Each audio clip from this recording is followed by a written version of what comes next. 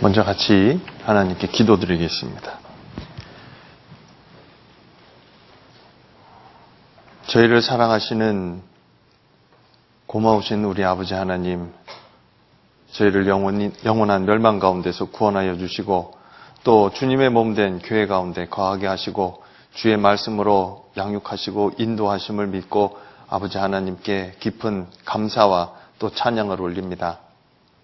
이 땅에서의 하루하루가 아버지 하나님 앞에 서는 그날 영원한 영광과 연결되어 있음을 저희들 오늘 또 함께 모여서 말씀을 상고하는 이 시간 더욱 깨닫게 도와주시고 저희의 모든 삶 가운데 온전히 우리 구주 예수 그리스도의 그 놀라운 은혜와 사랑을 더욱더 알고 그리고 감사함으로 말씀 가운데 살아갈 수 있도록 아버지 하나님 도와주시기를 기도합니다. 말씀 앞에 모인 우리 각 사람들의 마음을 주의 말씀으로 격려해 주시고 또 위로해 주시고 힘을 더해 주시고 그리고 마땅히 알아야 할 주의 법을 마음에 새기고 돌아갈 수 있도록 이 시간 역사해 주시고 도와주시옵소서. 그리고 지금 이 시간에 많은 곳에서 하나님의 은혜의 복음이 증거되어지고 있습니다. 곳곳마다 함께 해주시고 말씀을 들으시는 분들의 마음을 또한 열어주시고 그리고 하나님 말씀 앞에 정말 겸손되고 진실된 마음으로 주의 은혜를 구하고 또 구원받을 수 있도록 아버지 하나님 도와주시옵소서. 말씀을 전하고 계시는 우리 목사님들 또 전도사님들 일일이 기억해 주시고 더 큰 은혜와 권능으로 더해 주셔서 하나님의 말씀을 담대히 증거하고 우리 구주 예수 그리스도의 그 놀라운 은혜와 사랑을 분명히 말씀을 통해 증거하고 전할 수 있도록 도와주시옵소서. 그리고 특히 우리 형제 자매님들 가운데 병환 가운데 고통하고 있고 또 신음하고 있는 우리 형제 자매님들 계십니다. 아버지 하나님 더 큰 은혜로 채워주시고 그 모든 일들 가운데 하나님의 선하신 역사가 나타나도록 다스려 주시고 또 함께 해주시고 위로해 주시옵소서. 오늘 함께 말씀을 상고하는 이 모든 시간 온전히 아버지 하나님의 은혜와 또 능력만을 의지합니다. 저희를 사랑하시고 지금도 저희를 위해서 기도하고 계시는 우리 구주 예수 그리스도 이름 받들어 감사하며 기도드렸습니다.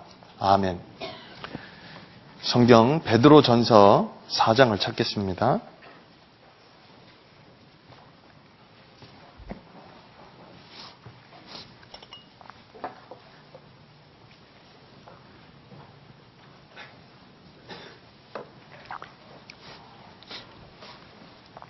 베드로전서 4장 12절부터 19절까지 말씀을 베드로전서 4장 12절부터 19절까지 말씀을 함께 읽으시겠습니다.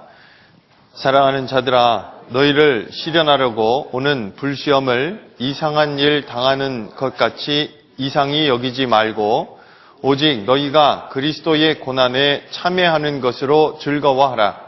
이는 그의 영광을 나타내실 때에 너희로 즐거워하고 기뻐하게 하려 함이라. 너희가 그리스도의 이름으로 욕을 받으면 복 있는 자로다. 영광의 영 곧 하나님의 영이 너희 위에 계심이라. 너희 중에 누구든지 살인이나 도적질이나 악행이나 남의 일을 간섭하는 자로 고난을 받지 말려니와 만일 그리스도인으로 고난을 받은즉 부끄러워 말고 도리어 그 이름으로 하나님께 영광을 돌리라. 하나님 집에서 심판을 시작할 때가 되었나니 만일 우리에게 먼저 하면 하나님의 복음을 순종치 아니하는 자들의 그 마지막이 어떠하며 또 의인이 겨우 구원을 얻으면 경건치 아니한 자와 죄인이 어디 서리요. 그러므로 하나님의 뜻대로 고난을 받는 자들은 또한 선을 행하는 가운데 그 영혼을 미쁘신 조물주께 부탁할지어다.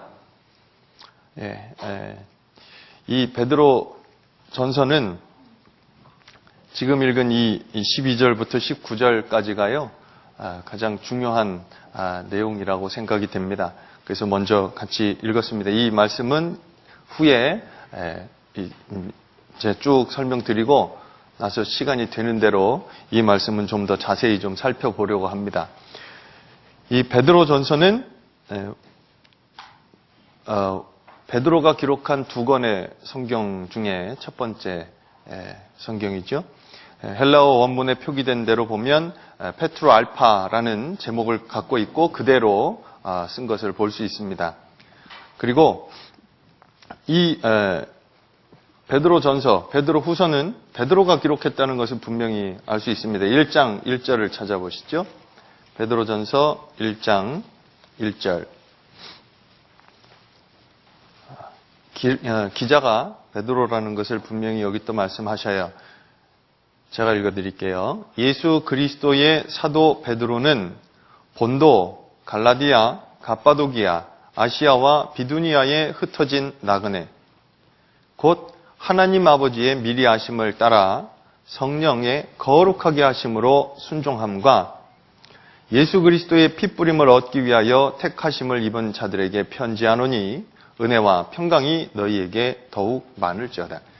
여기 시작할 때 사도 베드로가 이 본도, 갈라디아, 갑바도기아, 아시아와 비두니아에 있는 흩어진 나그네들, 이 교회, 우리 성도들에게 편지하는 것을 처음에 인사말로 우리에게 나타내고 있습니다.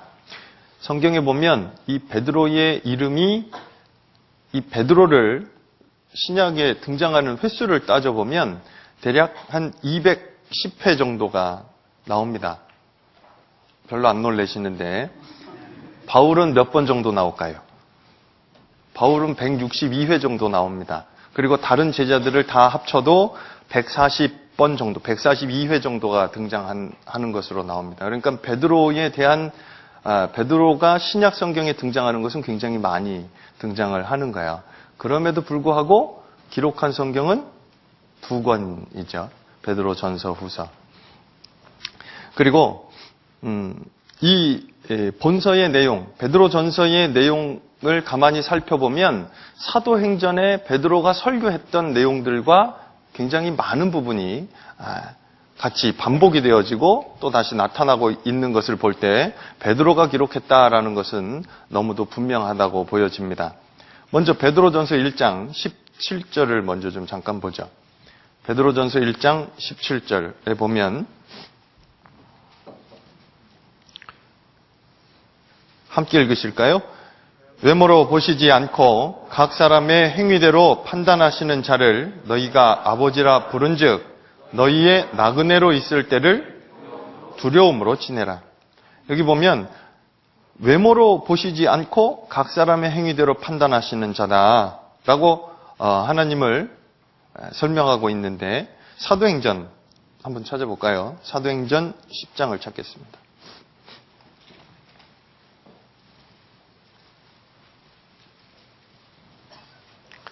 사도행전 10장 34절에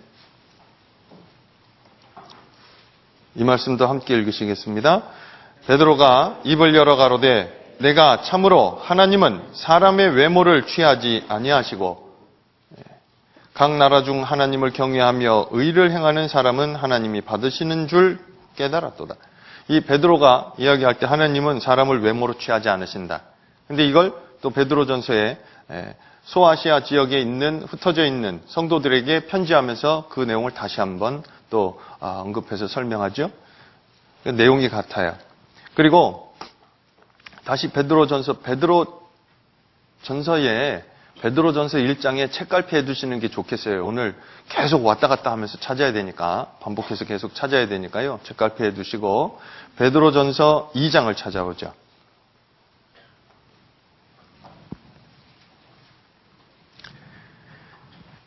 베드로전서 2장에 예수님에 대해서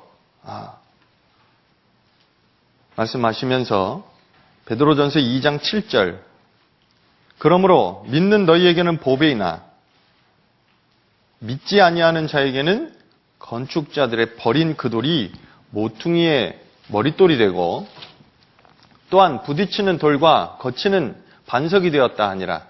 저희가 말씀을 순종치 아니함으로 넘어지나니 이는 저희를 이렇게 믿는 너희에게는 복이지만 믿지 아니하는 자들에게는 건축자들의 버린 그 돌이 모퉁이 머릿돌이 됐다. 이 말씀도 사도행전에 또 찾아보죠. 사도행전에 이 베드로가 또 이렇게 설명합니다. 사도행전 4장입니다. 사도행전 4장.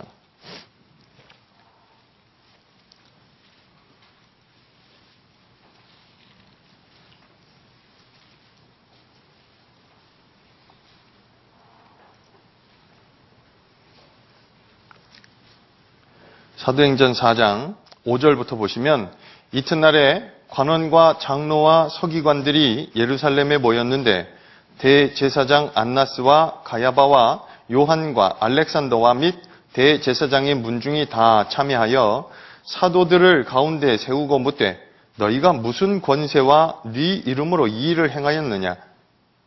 이에 베드로가 성령이 충만하여 가로되 백성의 관원과 장로들아 만일 병인에게 행한 착한 일에 대하여 이 사람이 어떻게 구원을 얻었느냐고 오늘 우리에게 질문하면 너희와 모든 이스라엘 백성들은 알라. 너희가 십자가에 못 박고 하나님이 죽은 자 가운데서 살리신 나사렛 예수 그리스도의 이름으로 이 사람이 건강하게 되어 너희 앞에 섰느니라. 11절을 함께 읽으실까요?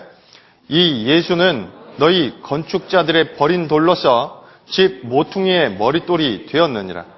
이 베드로가 이때도 분명히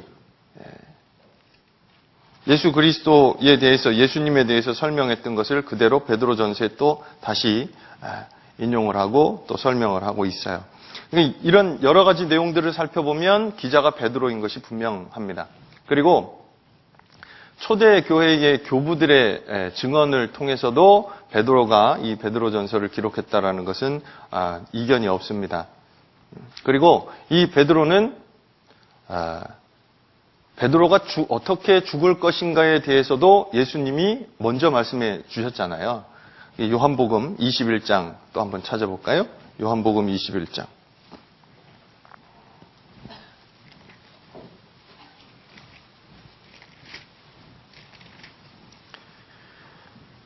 요한복음 21장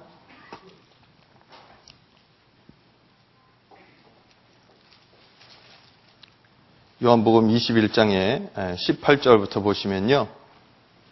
내가 진실로 진실로 내게 이르노니 젊어서는 내가 스스로 띠뛰고 원하는 곳으로 다녔거니와 늙어서는 내 팔을 벌리리니 남이 내게 띠띠우고 원치 아니하는 곳으로 데려가리라. 19절은 같이 읽겠습니다. 이 말씀을 하심은 베드로가 어떠한 죽음으로 하나님께 영광을 돌릴 것을 가르치심이라라. 이 말씀을 하시고 베드로에게 이르시되 나를 따르라 하시니. 이 베드로는 앞으로 어떠한 죽음으로 하나님께 영광을 돌리게 될 것인지도 먼저 말씀해 주셨고, 그리고 베드로가 그 AD 68년경에 네로의 박해 때 그때 이제 십자가에 거꾸로 이제 못 박혀 순교 당하는 거꾸로 박혀서 이제 순교 당하는 것으로 전해지고 있습니다. 그리고 이 베드로는 성경에 등장하는 이름이 시몬이라는 이름도 있고, 그리고 시므온이라는 이름으로도 나오고 게바라는 이름으로도 나옵니다. 다 같은 사람입니다. 베드로를 이야기하고 있습니다. 참고하시면 좋겠습니다. 그리고 이 베드로 전서는 그럼 언제 기록이 되었을까?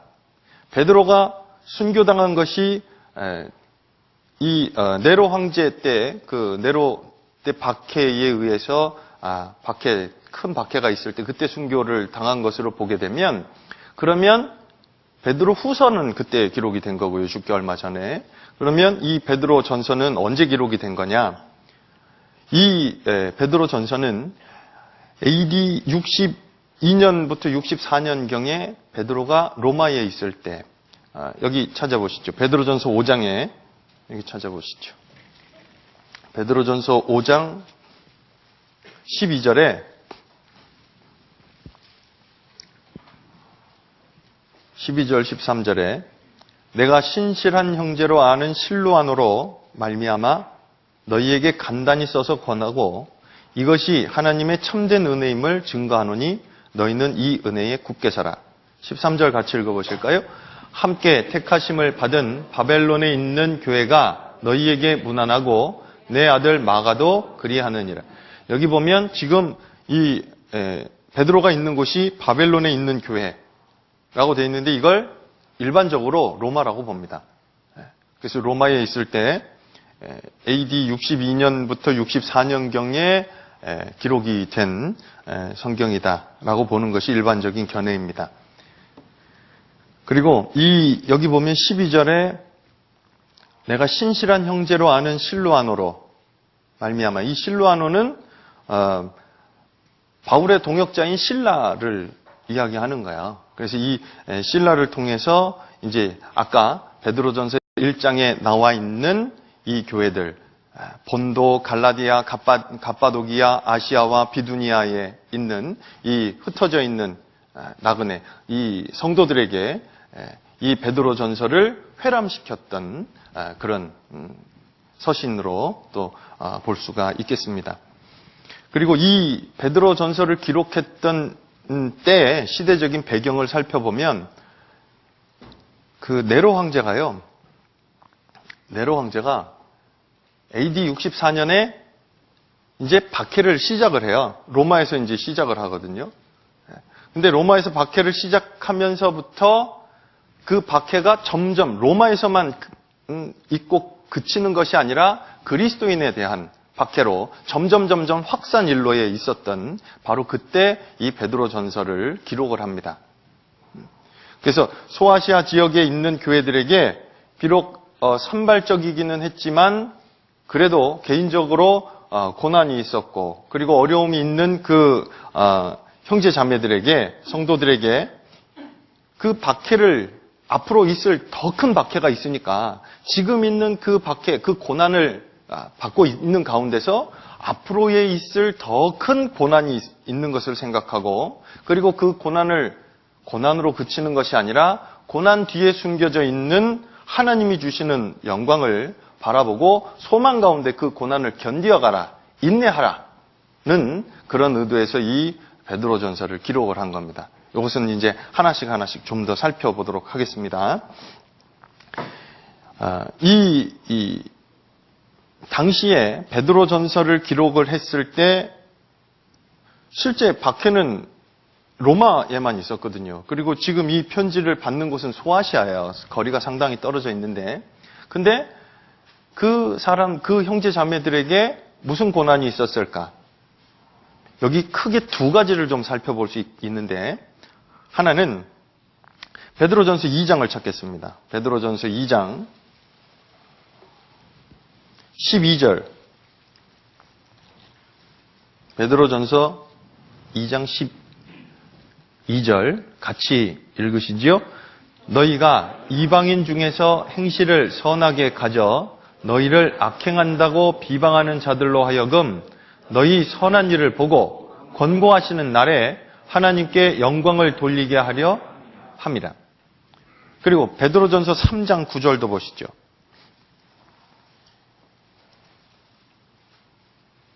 또 같이 읽겠습니다. 악을 악으로 욕을 욕으로 갚지 말고 도리어 복을 빌라. 이를 위하여 너희가 부르심을 입었으니 이는 복을 유업으로 받게 하려 하심이라. 악을 악으로, 욕을 욕으로 갚지 말고. 그러니까 형제 자매들이, 성도들이 다른 이방인들에게 욕을 당하고 있고 그리고 악하게 대우를 받고 있고 막 그런 상황들이 생기는 거야. 그리고 좀 전에 읽은 것처럼 베드로전서 2장 12절에 있는 것처럼 너희가 이방인 중에서 행실을 어떻게 해요? 선하게 가져. 그렇게 하다 보니까 자기들하고 다르다 이겁니다. 원래 그 사람들이 소아시아에 있는 흩어져 있는 나그네라고 지칭되어지는 우리 형제 자매들이 성도들이 원래는 그들과 똑같이 살았는데 근데 구원받고 나서 삶이 변한 거예요. 구별된 삶을 살고 예를 들면 이런 거죠. 술 좋아하던 사람이 어느 날 갑자기 예수 믿는다 그러고 술 끊었어 이제. 그러니까 아니 엊그저께까지만 먹더니 왜 갑자기 이러느냐고 그러면서 막 핍박하는 그런 모습들이 나타나기 시작하는 거예요. 하나의 예지만요. 그리고 베드로전서 4장도 한번 더 보죠. 베드로전서 4장 3절, 4절 또 같이 읽어보시겠습니다. 너희가 음란과 정욕과 술취함과 방탕과 연락과 무법한 우상숭배를 하여 이방인의 뜻을 조차 행한 것이 지나간 때가 족하도다.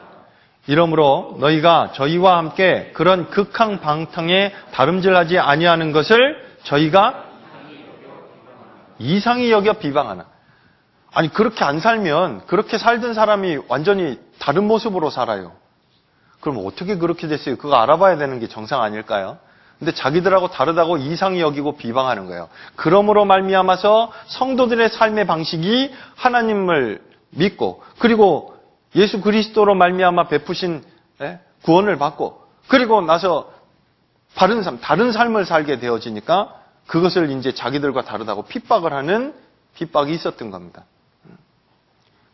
그리고 또 하나는 이 베드로전서를 받고 있는 소아시아 지역에 있는 이 성도들이 아직 신앙생활에 대한 바른 정립이 되어지지 않았던 거야. 그러니까 이제 이방인들하고 같이 생활을 하면서 내가 어떻게 살아야지 되냐? 아니 이런 거죠. 종으로 살고 있으면서 상전을 대할 때 어떻게 대해야 되냐? 또 남편과 아내로서 가족 가운데서 어떻게 살아야 되냐? 그리고 위정자들에게는 어떻게 대해야 되냐? 하는 것들도 아직 바른 신앙생활에 정립이 되어지지 않으니까 그것을 이 베드로는 이 베드로 전서를 통해서 어떻게 하라 하고 권면의 말로 그들에게 삶의 지침을 주고 있습니다. 그래서 베드로전서 2장 13절 보면 베드로전서 2장 13절 보면 인간에 세운 모든 제도를 주를 위하여 순복하되 혹은 위에 있는 왕이나 혹은 악행하는 자를 징벌하고 선행하는 자를 포장하기 위하여 그의 보낸 방백에게 하라. 그래서 이런 사회적인 질서에 대한 부분, 그래서 성도들이 사회생활을 하는 가운데서도 어떠한 이방인들과의 관계에서 어떻게 해야 할까 하는 부분에 대해서도 자세히 설명을 하고 있습니다. 그러니까 이 베드로 전서를 기록을 했을 때 아직 신앙에 대해서도 신앙생활에 대해서도 완전히 자리를 잡지 못하고 있는 이 형제 자매들에게도 어떻게 살아라. 하지만 그 가운데 계속 하나님의 말씀을 따라서 고난을 받고 그리고 고난 가운데서 인내하는 가운데 하나님이 주시는 영광을 바라보고 소망 가운데 살아라. 라는 것이 계속 반복되어지는 베드로전서의 핵심 내용이라고 이야기할 수 있어요.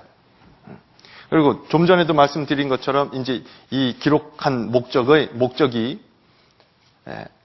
네로 시대에 그리스도인의 대박해가 이제 극에 달하게 되거든요. 그럴 때 지금은 이 편지를 받고 있는 소아시아 지역에 있는 형제자매들에게는 아직 그 핍박이 다 오진 않았어요. 조직적이고 그리고 아주 극렬히 핍박하는 그런 핍박은 있지 않았잖아요. 로마의 네로 황제 때 그리스도인들을 핍박했던 내용들을 살펴보면요. 아마 우리 자료에서도, 영상 자료에서도 많이 보신 기억이 있을 거예요. 그리스도인들을 달아놓고 횃불로 삼고, 그리고 로마에 대화재가 있을 때 그걸 그리스도인이 했다는 이유로 그리스도인을 이제 막 처형하고 핍박하고 하는 것이 공식적으로, 공개적으로 또 조직적으로 진행이 되었던 것도 볼 수 있고요. 그리고 짐승의 가죽을 입혀가지고 그리고 사나운 짐승들 앞에다 풀어놓고 도망가고 처참하게 죽는 것을 보게 해놓고 아주 잔인하게 그리스도인들을 박해했습니다. 근데 그것이 이 당시에는 로마 시대에만 국한이 돼 있었던 로마에만 국한이 되어 있다는 얘기였죠. 그런데 이게 이제 점점 퍼져나가기 시작해요. 그래서 언제 이 편지를 받고 있는 소아시아 지역에 있는 성도들에게도 그런 일이 닥칠지 모르는 위기감은 계속 조성이 되고 있는 거야.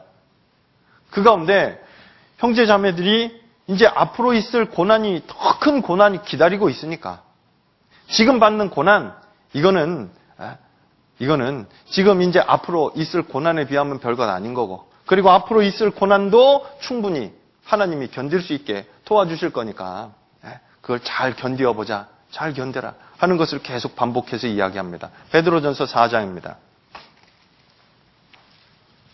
그래서 아까 우리 처음에 시작할 때 읽었던 말씀 중에 14절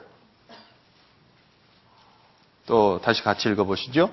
너희가 그리스도의 이름으로 욕을 받으면 복 있는 자로다.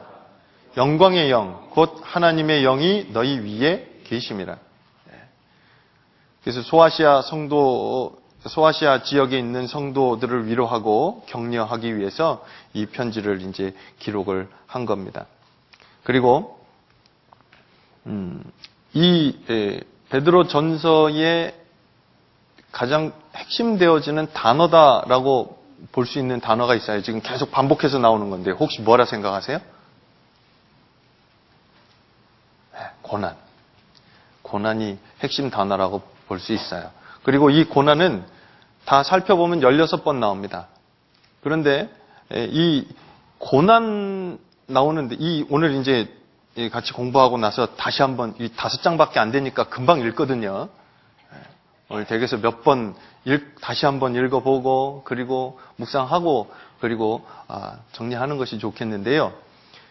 고난이라는 단어를 베드로 전서에서 이제 이따가 댁에서 읽으실 때 고난이라는 단어를 보게 되면 그 뒤에 따라 나오는 단어가 있는 걸 볼 수 있어요. 그게 뭘까요? 영광입니다. 영광. 베드로 전서에서 이야기하고 있는 고난은 단순한 고난으로 그치지 않습니다. 그걸 통해서 하나님이 우리에게 정말 주시려고 하는 게 따로 있다는 거예요. 그게 뭐라고요? 영광이에요. 그래서 이 베드로 전서를, 이 베드로를요, 소망의 사도다라고도 부르는 데는 이유가 있는 겁니다. 그래서 이 환난 중에 있는 성도들에게 그리스도의 은혜로 말미암아 주어진 첫 번째 구원의 소중함부터 베드로전서 1장에 이야기하고 있거든요. 그리고 그 구원에 대한 소중함으로 말미암아서 그 구원받은 것이 얼마나 큰 거냐, 그리고 이게 얼마나 영광스러운 거냐, 그리고 우리 구주 예수 그리스도로 말미암아서 산 소망이 있는 것이 이게 얼마나 큰 거냐라는 것을 베드로전서 1장의 시작부터 이야기하고 이 베드로전서를 시작해요. 그리고 앞으로 있을 큰 고난이 있지만 그거 가운데서도 담대히 견디어 나갈 수 있고, 그리고 그 고난 가운데서도 담대히 대처할 수 있는 바로 믿음의 근거가 그리스도로 말미암아 우리에게 주신 소망 가운데 있다. 소망이 있기 때문이다. 라는 것을 시작부터 이야기하죠. 한번 찾아보죠. 베드로전서 1장.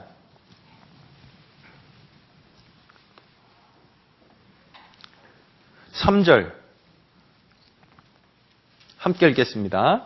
찬송하리로다. 우리 주 예수 그리스도의 아버지 하나님이 그 많으신 긍휼대로 예수 그리스도의 죽은 자 가운데서 부활하심으로 말미암아 우리를 거듭나게 하사 산 소망이 있게 하시며, 예수 그리스도의 아버지 하나님이 그 많으신 긍휼대로 예수 그리스도의 죽은 자 가운데서 부활하심으로 말미암아,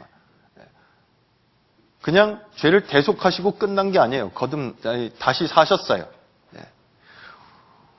구원받은 사람들, 이 거듭난 건 속죄와 그리고 새 생명 가운데 사는 것이 포함됩니다.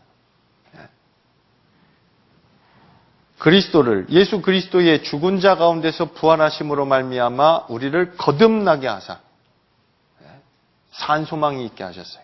근데 그 근거가 뒤에 18절, 19절에 있죠. 같이 읽으시죠.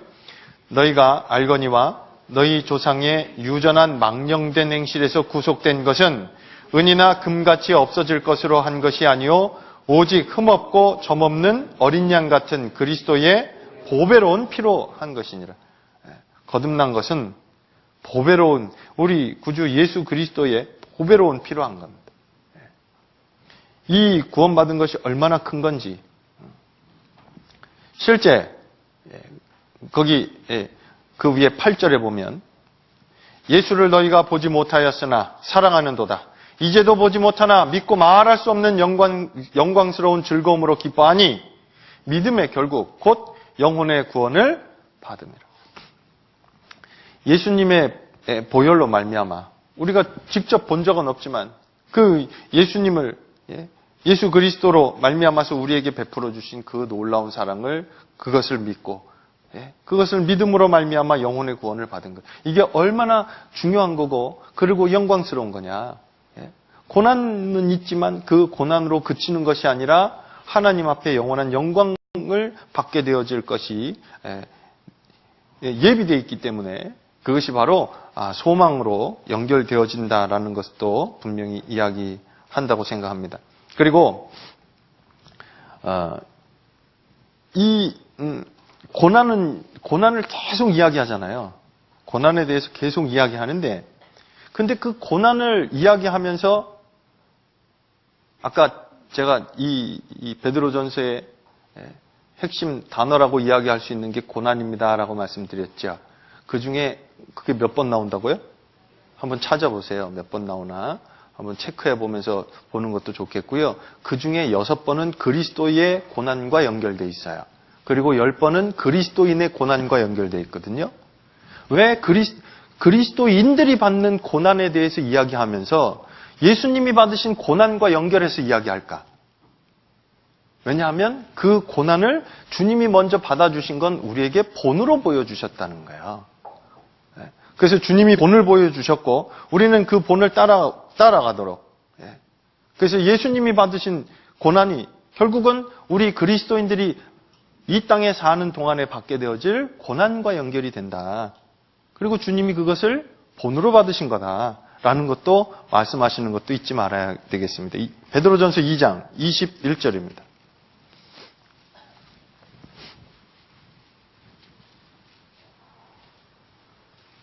베드로전서 2장 21절. 또 같이 읽으시죠. 이를 위하여 너희가 부르심을 입었으니 그리스도도 너희를 위하여 고난을 받으사 너희에게 본을 끼쳐 그 자취를 따라오게 하려 하셨느니라. 본으로 받으신 거예요.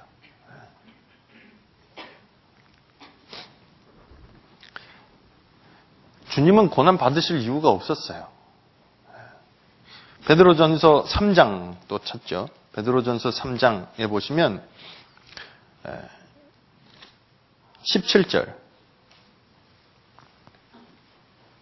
선을 행함으로 고난받는 것이 하나님의 뜻일진데 악을 행함으로 고난받는 것보다 나으니라. 18절은 함께 읽으시죠. 그리스도께서도 한 번 죄를 위하여 죽으사 의인으로서 불의한 자를 대신하셨으니 이는 우리를 하나님 앞으로 인도하려 하심이라. 육체로는 죽임을 당하시고 영으로는 살리심을 받으셨으니 그리스도께서도 한 번 죄를 위하여 죽으사 의인으로서 불의한 자를 대신하셨어요. 주님은 이 고난을 받으실 이유도 없고 그리고 이 모든 일이 결국은 우리를 대신해서 우리를 살리시려고 하신 일인 것을 또한 베드로전서에서도 분명히 이야기하고 있습니다. 그리고 또 하나 생각해 보아야 할 것이 그리스도인의 고난은 그리스도인이 받는 고난은 후에 예비되어진 영광과 연결이 되어지지만 끝까지 믿지 않는 사람들에게는 심판이 있다라는 것 또한 이 고난을 통해서 우리에게 그리스도인이 받는 고난을 통해서 우리에게 이야기하고 있습니다. 베드로전서 2장입니다. 베드로전서 2장 6절 베드로전서 2장 6절에 경에 기록되었으되 보라 내가 택한 보배롭고 요긴한 모퉁이 돌을 시온에 두노니 나머지 말씀 같이 읽죠. 저를 믿는 자는 부끄러움을 당치 아니하리라 하였으니 저를 믿는 자는 부끄러움을 당치 않아요. 그러면 안 믿는 자는 부끄러움을 당하는 게 있는 거예요.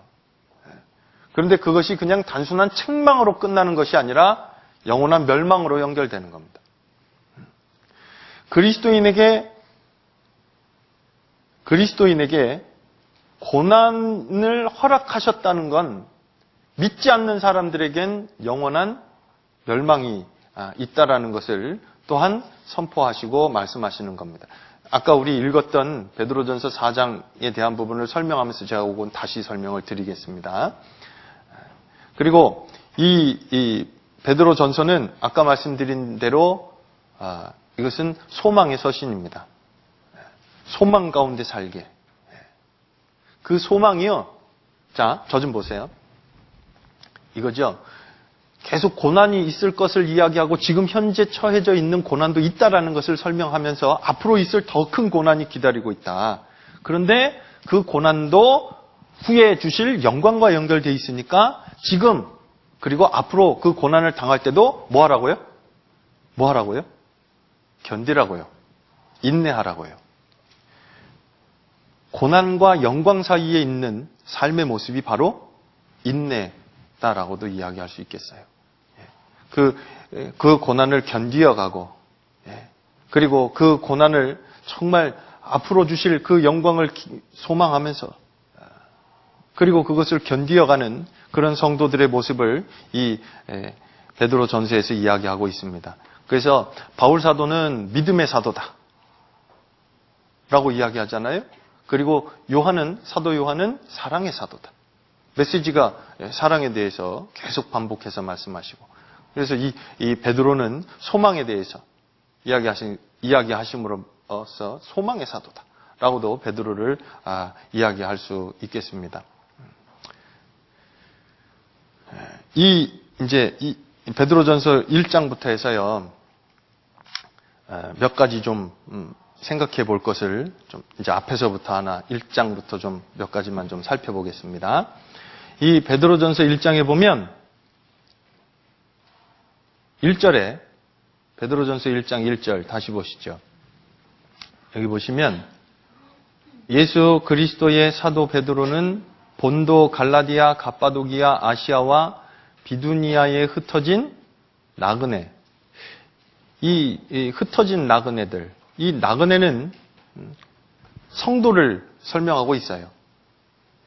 나그네라고 표현되어져 있는 구절이 이 베드로 전서에서도 성도를 나그네라고 표현된 것이 여러 곳에 나옵니다. 거기 뒤에 아까 우리 읽었던 17절에도 말씀하시죠. 외모로 보시지 않고 각 사람의 행위대로 판단하시는 자를 너희가 아버지라 부른즉 너희의 뭐로 있을 때를요? 나그네로 있을 때를 두려움으로 지내라. 여기도 나그네라고 이야기하고 있고 베드로전서 2장 11절 같이 읽겠습니다.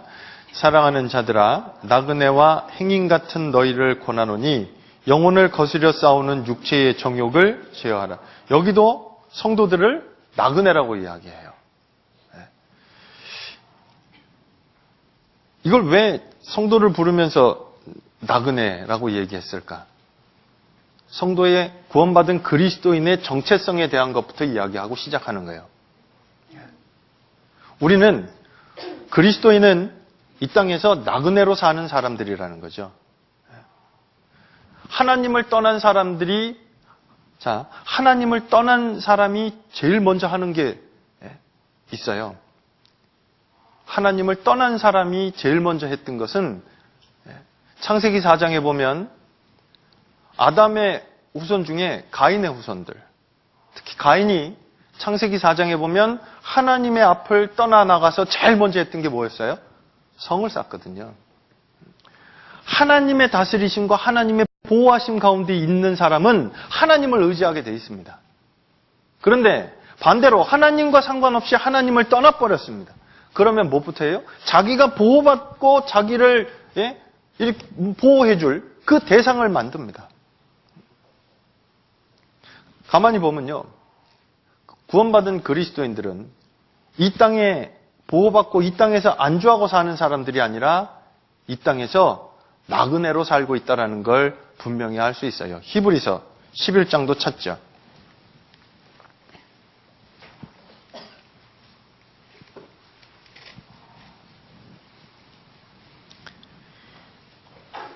히브리서 11장 13절.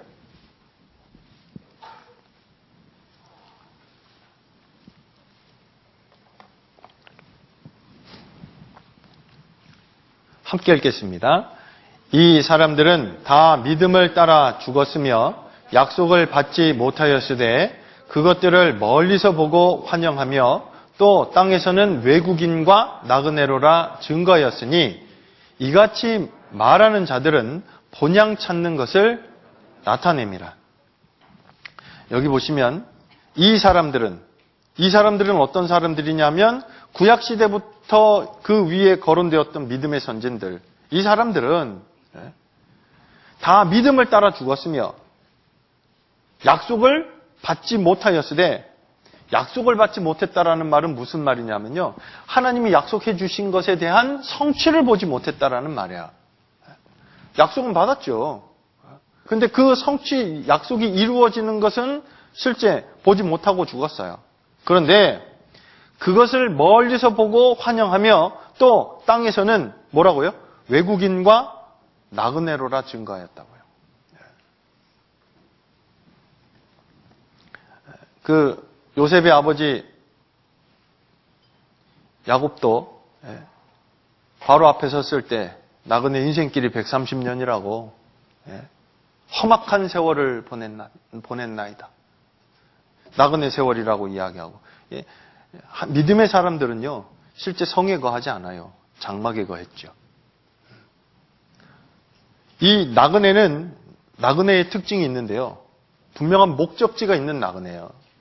세상에 살고 있는 그리스도인들의 목적지가 있어요. 이 땅에 안주하고 있는 것이 아니라 이 땅에 나그네로 살아. 어디까지 가려고요? 목적지가 천국입니다. 하나님이 예비하신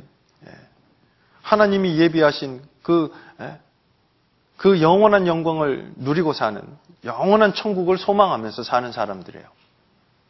하지만 이 땅에서 보면 나그네죠.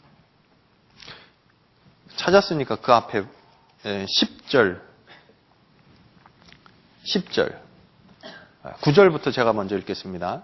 믿음으로 저가 외방에 있는 것 같이 약속하신 땅에 우거하여 동일한 약속을 유업으로 함께 받은 이삭과 야곱으로 더불어 장막에 거하였으니, 10절은 함께 읽죠. 이는 하나님의 경영하시고 지으실 터가 있는 성을 바랐음이니라. 하나님의 경영하시고 지으실 터가 있는 성을 바라보고 살아요. 그러니까 이 땅의 성에 안주하지 않는 거야. 목적지가 분명히 있어요. 그리고 이 나그네는요, 그리스도인을 나그네로 설명을 했을 때 이 나그네는 목적지에 대한 소망을 갖고 사는 사람들이거든요.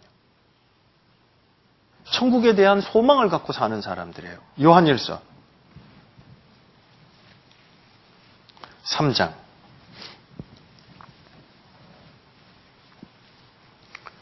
요한일서 3장.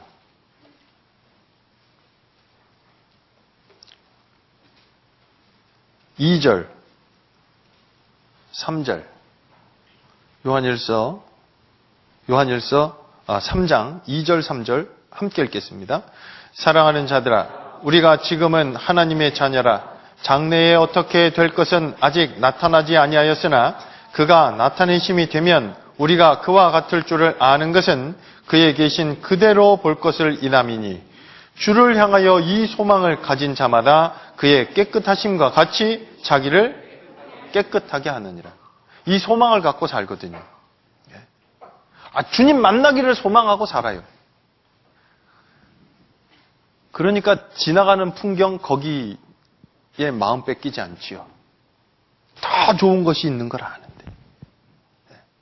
그리고 가야 될 곳이 있는 분명한 목적지가 어딘지 분명히 아니까요. 베드로전서 1장의 성도를 베드로 사도가 흩어져 있는 나그네다 라고 부른 것은 틀린 말이 아니라 생각합니다. 우리의 삶의 모습이 바로 이 나그네의 모습으로. 베드로전서 1장 다시 돌아가시죠.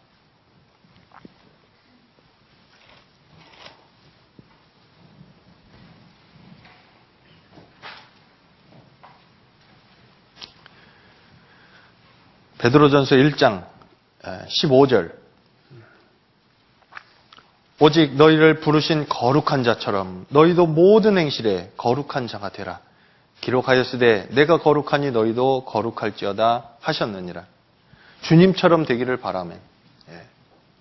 정말 주님이 거룩하신 주님 앞에 서는 그날을 소망하면서 이 땅에 고난 가운데 있지만, 어려운 상황 가운데 있지만, 하지만 구별된 삶을 살고, 그리고 말씀을 따라서 그 고난도 인내하고 견뎌가며 주님 앞에 서는 그날을 소망하면서 살아가는 그 삶을 영위하는 사람들이 바로 그리스도인들의 모습이다라고 생각합니다. 그리고 이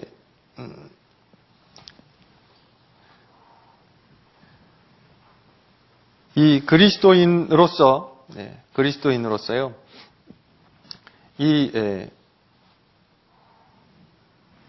우리가 받는 고난을 아까 말씀드린 대로 주님이 먼저 받으신 것을 또한 설명하고, 그리고 본으로서 주님을 따라가도록 그렇게 설명하고 있다고 말씀드렸잖아요.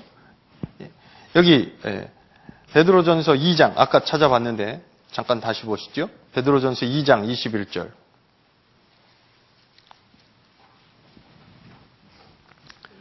여기 잘 보시면요, 이건 주님이 먼저 고난을 받으신 거예요. 이를 위하여 너희가 부르심을 입었으니 그리스도도 너희를 위하여 고난을 받으사. 먼저 고난을 받으셨죠? 그래서 너희에게 본을 끼쳐 그 자취를 따라오게 하셨어요. 그런데 이걸로 그친 게 아니라 베드로전서 3장 22절에 고난만 받고 그 고난받는 것으로 그친 것이 아니라 이제 22절, 베드로전서 3장 22절에 저는 하늘에 오르사 하나님 우편에 계시니 천사들과 권세들과 능력들이 저에게 순복하느니라. 보세요. 먼저 고난 받으셨죠? 그리고 지금은 어디 계셔요? 하나님 보좌 우편에 영광스러운 자리에 계시거든요. 그러니까 예수님을 통해서도 시전 중에 있는 우리 그리스도인들에게 소망이 되고 본이 되시는 그리스도를 설명함과 동시에 그 뒤를 쫓아가는 그리스도인의 모습도 그와 같아야 된다는 걸 또 설명하고 있어요. 어렵죠? 설명하는 저는 더 어려워요. 이 5장밖에 안 되는데요.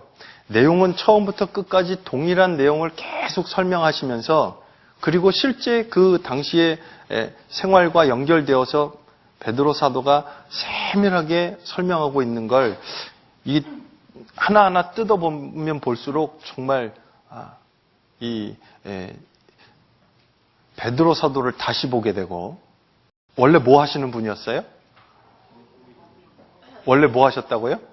원래 어부였는데 지금 어부였던 베드로가 이제 사람 낚는 어부가 되어서 하나님의 말씀을 우리 구주 예수 그리스도로 말미암아 우리에게 주신 그 놀라운 은혜를 소아시아 지역에 있는 성도들에게, 고난 가운데 있는 성도들에게 설명하고 그들에게 격려하고 위로하는 편지를 읽고 있는데, 같이 그 말씀을 보고 있는데 여기서는 물고기 냄새가 아니라요, 정말 하나님, 예수 그리스도를 아는 향기와 또 하나님을 아는 그 놀라운 깊이 있는 지혜를 보게 됩니다. 볼수록 놀랍습니다. 개인적으로도 그랬습니다. 자, 이 베드로전서의 특징만 몇 군데를 좀 살펴보고, 그리고 이제 그 내용을 좀 하나씩 좀 더 살펴보도록 하겠습니다. 이 베드로전서의 특징이, 첫째는 중요한 주제를 다양하게 언급을 하고 있어요. 여기 처음에 구원하시는 내용부터 잠깐 보면 베드로전서 1장 2절에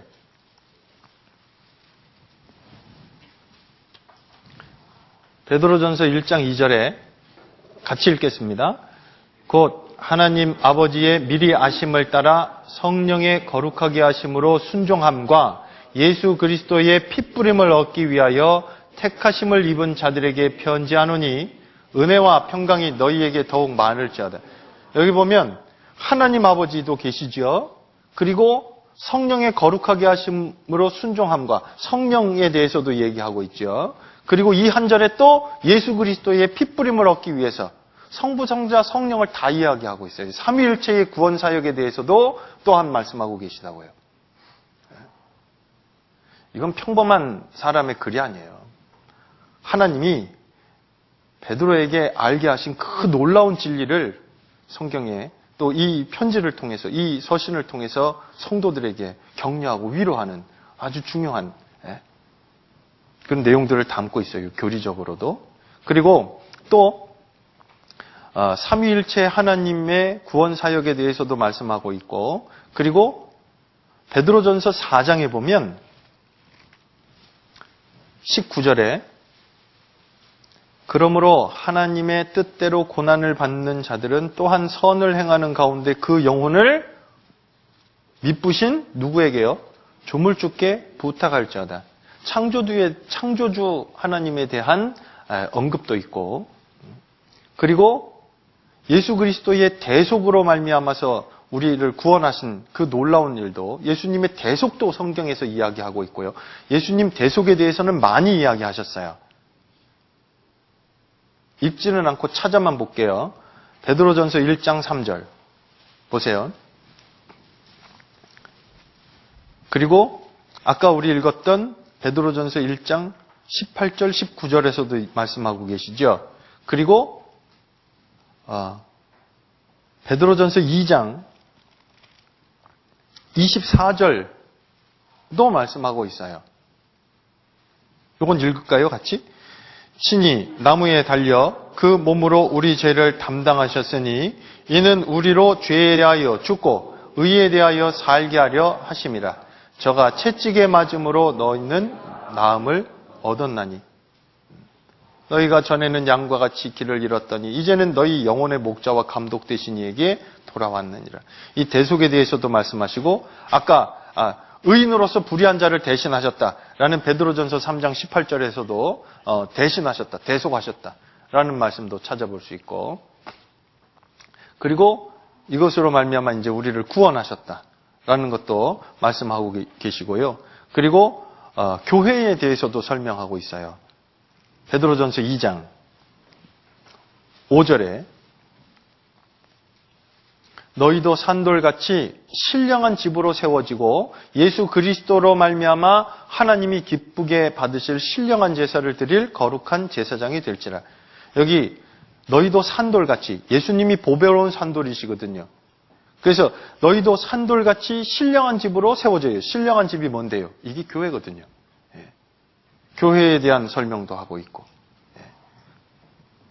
그리고 교회가 해야 하는 역할이 무엇인지도 여기 설명하고 있어요. 9절.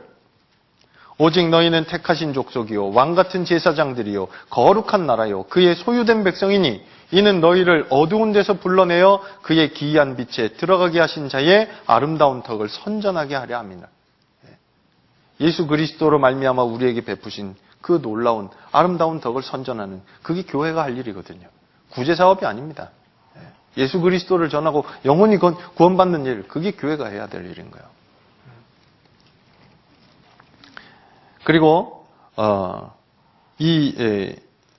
또 이 베드로 전서에는 재림에 대해서도 많이 말씀하셨거든요. 소망의 근거가 바로, 저 좀 보세요.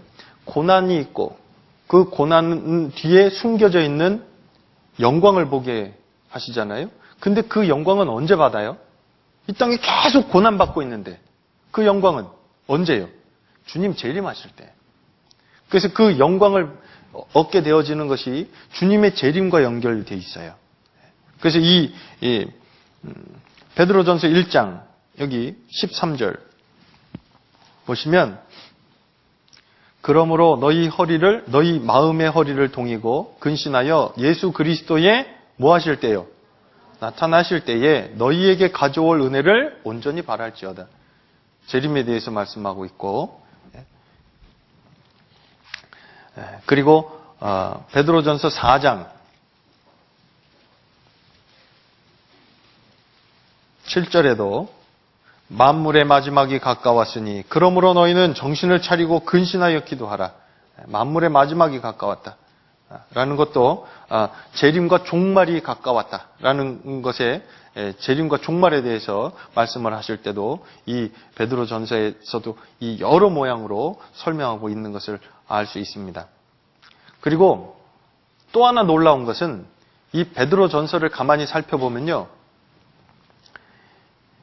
이 베드로가 아까 우리 어부였다 아까 얘기했잖아요. 그렇죠? 예. 대답해도 돼요. 예. 베드로가 어부였는데 가만히 생각해 보세요. 어부여서 언제 공부했을까? 예. 학력이 없으니까 이 사람 무식한 사람이다라고 생각하면 큰 오산입니다. 이 베드로 전서를 가만히 살펴보면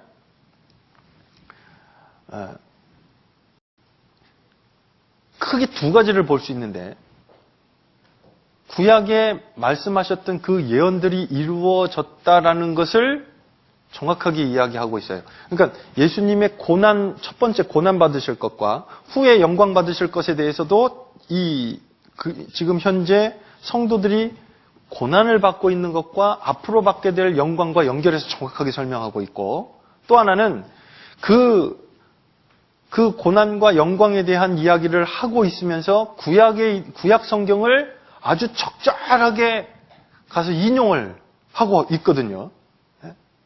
한번 찾아볼까요? 자기가 설명하고자 하는 걸 아주 적절하게 구약 성경을 인용하면서 하고 있어요. 한번 이거 한번 해보죠. 제가 성경 한 곳을 읽을게요. 베드로전서 1장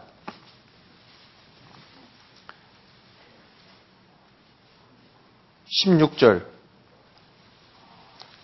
베드로는 이렇게 말씀하셨어요. 기록하였으되 내가 거룩하니 너희도 거룩할지어다 하였느니라. 어디 기록되어 있을까요? 성경에.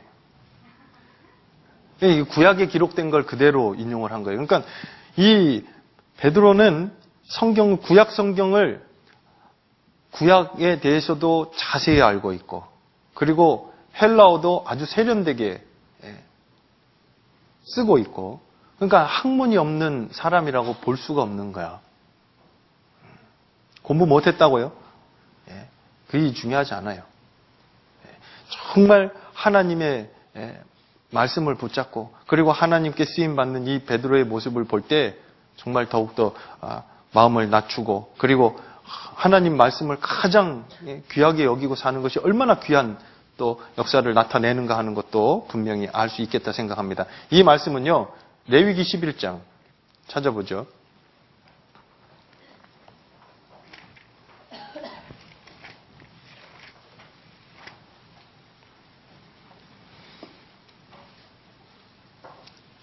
레위기 11장 45절. 나는 너희의 하나님이 되려고 너희를 애굽 땅에서 인도하여 낸 여호와라. 나머지 말씀 같이 읽으시겠습니다. 내가 거룩하니 너희도 거룩할지어다. 이 말씀을 인용한 거거든요. 그리고 또 베드로전서 1장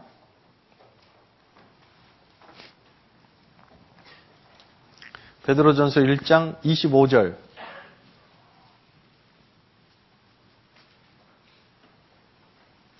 오직 주의 말씀은 세세토록 있도다 하였으니 너희에게 전한 복음이 곧 이 말씀이니라. 이 베드로전서 1장 25절은 이사야서 40장 6절부터 8절까지 말씀을 또 인용한 거예요. 대부분 인용한 말씀들을 쭉 찾아보면 구약에 있는 내용들을 아주 적절하게 인용을 해서 그대로 설명을 하고 있어요. 이것도 하나씩 찾아보면 좋겠는데 시간이 많이 걸리니까 요만큼만 하고요. 일단 이 성경 5장, 베드로전서 1장부터 5장까지를 내용을 좀 하나씩 좀 나누어 보겠습니다. 댁에 돌아가셔서 읽으시고 또 묵상하시고 하는데 참고가 되셨으면 좋겠어서 일단 내용을 좀 나눠보고 그 중에서 아까 우리 처음에 이 핵심 내용이다라고 보여지는 베드로전서 4장에 있는 내용만 좀 더 살펴보도록 할게요. 베드로전서 1장 1절부터 지금부터는요. 옆에다 잘 쓰셔요. 베드로전서 1장 1절부터 2절까지는 인사 말씀이죠. 시작할 때 성도들에게 문안 인사하는 그런 인사 말씀이고요. 그리고 베드로전서 1장 그 3절부터 2장 10절까지는 1장 3절부터 2장 10절까지는 그리스도인에게 주어진 산 소망이 있어요. 그런데 여기 보면 특징이 있는데 지금 이 부분은 베드로전서 1장 3절부터 2장 10절까지는 특징이 있는데 살아있는 이라는 단어를 가지고 크게 3가지를 설명을 하고 있습니다. 첫째는 아까도 살펴봤던 3절에 뭐라고요? 산, 소망이 있고 그리고 두 번째는 23절에 있는 살아있고 항상 있는 말씀에 대해서 말씀하고 계시고 그리고 2장 4절에 있는 보배로운 산, 돌에 대해서 말씀하고 계세요. 그런데 이 크게 살아있다라고 설명하면서 이야기하고 있는 이 3가지를 설명만 하고 그치지 않았다고요. 특징이에요. 산 소망에 대한 것을 설명하고 그리고 그 산 소망을 가진 사람으로서 우리는 어떻게 살아야 되냐 하는 삶의 태도까지도 이야기하고 있습니다. 살아있고 항상 있는 말씀에 대해서 설명함과 동시에 그것을 받은 사람들이 어떻게 살아야 되냐, 그 말씀에 대한 태도를 어떻게 갖고 살아야 되냐 하는 것도 설명하고 있고 산돌이신 예수 그리스도를 설명하면서 설명으로 그치는 게 아니라 그러면 우리가 산돌이신 예수 그리스도와의 관계에서 어떻게 살아야 되냐 하는 삶의 태도까지도 구체적으로 설명하고 있어요. 그래서 이 1장 3절부터 2장 10절까지는 그리스도인에게 주어진 사한 소망과 그것과 관련되어진 우리의 삶의 태도는 어떠해야 하냐 하는 것으로 나눠볼 수 있는데 크게 3가지로 나눠볼 수 있는 거예요. 사한 소망, 그리고 살아있고 항상 있는 말씀, 그리고 산돌이신 예수 그리스도. 그렇죠? 그러면 이것도 잠깐만 좀 살펴보죠. 산 소망은 아까 말씀드린 대로 예수 그리스도의 이 주님의 부활하심으로 말미암아서, 그렇죠? 그리고 그것이 바로 예수 그리스도로 말미암아서 구원을 받음으로 말미암아서 우리에게 더해 주신 거고요.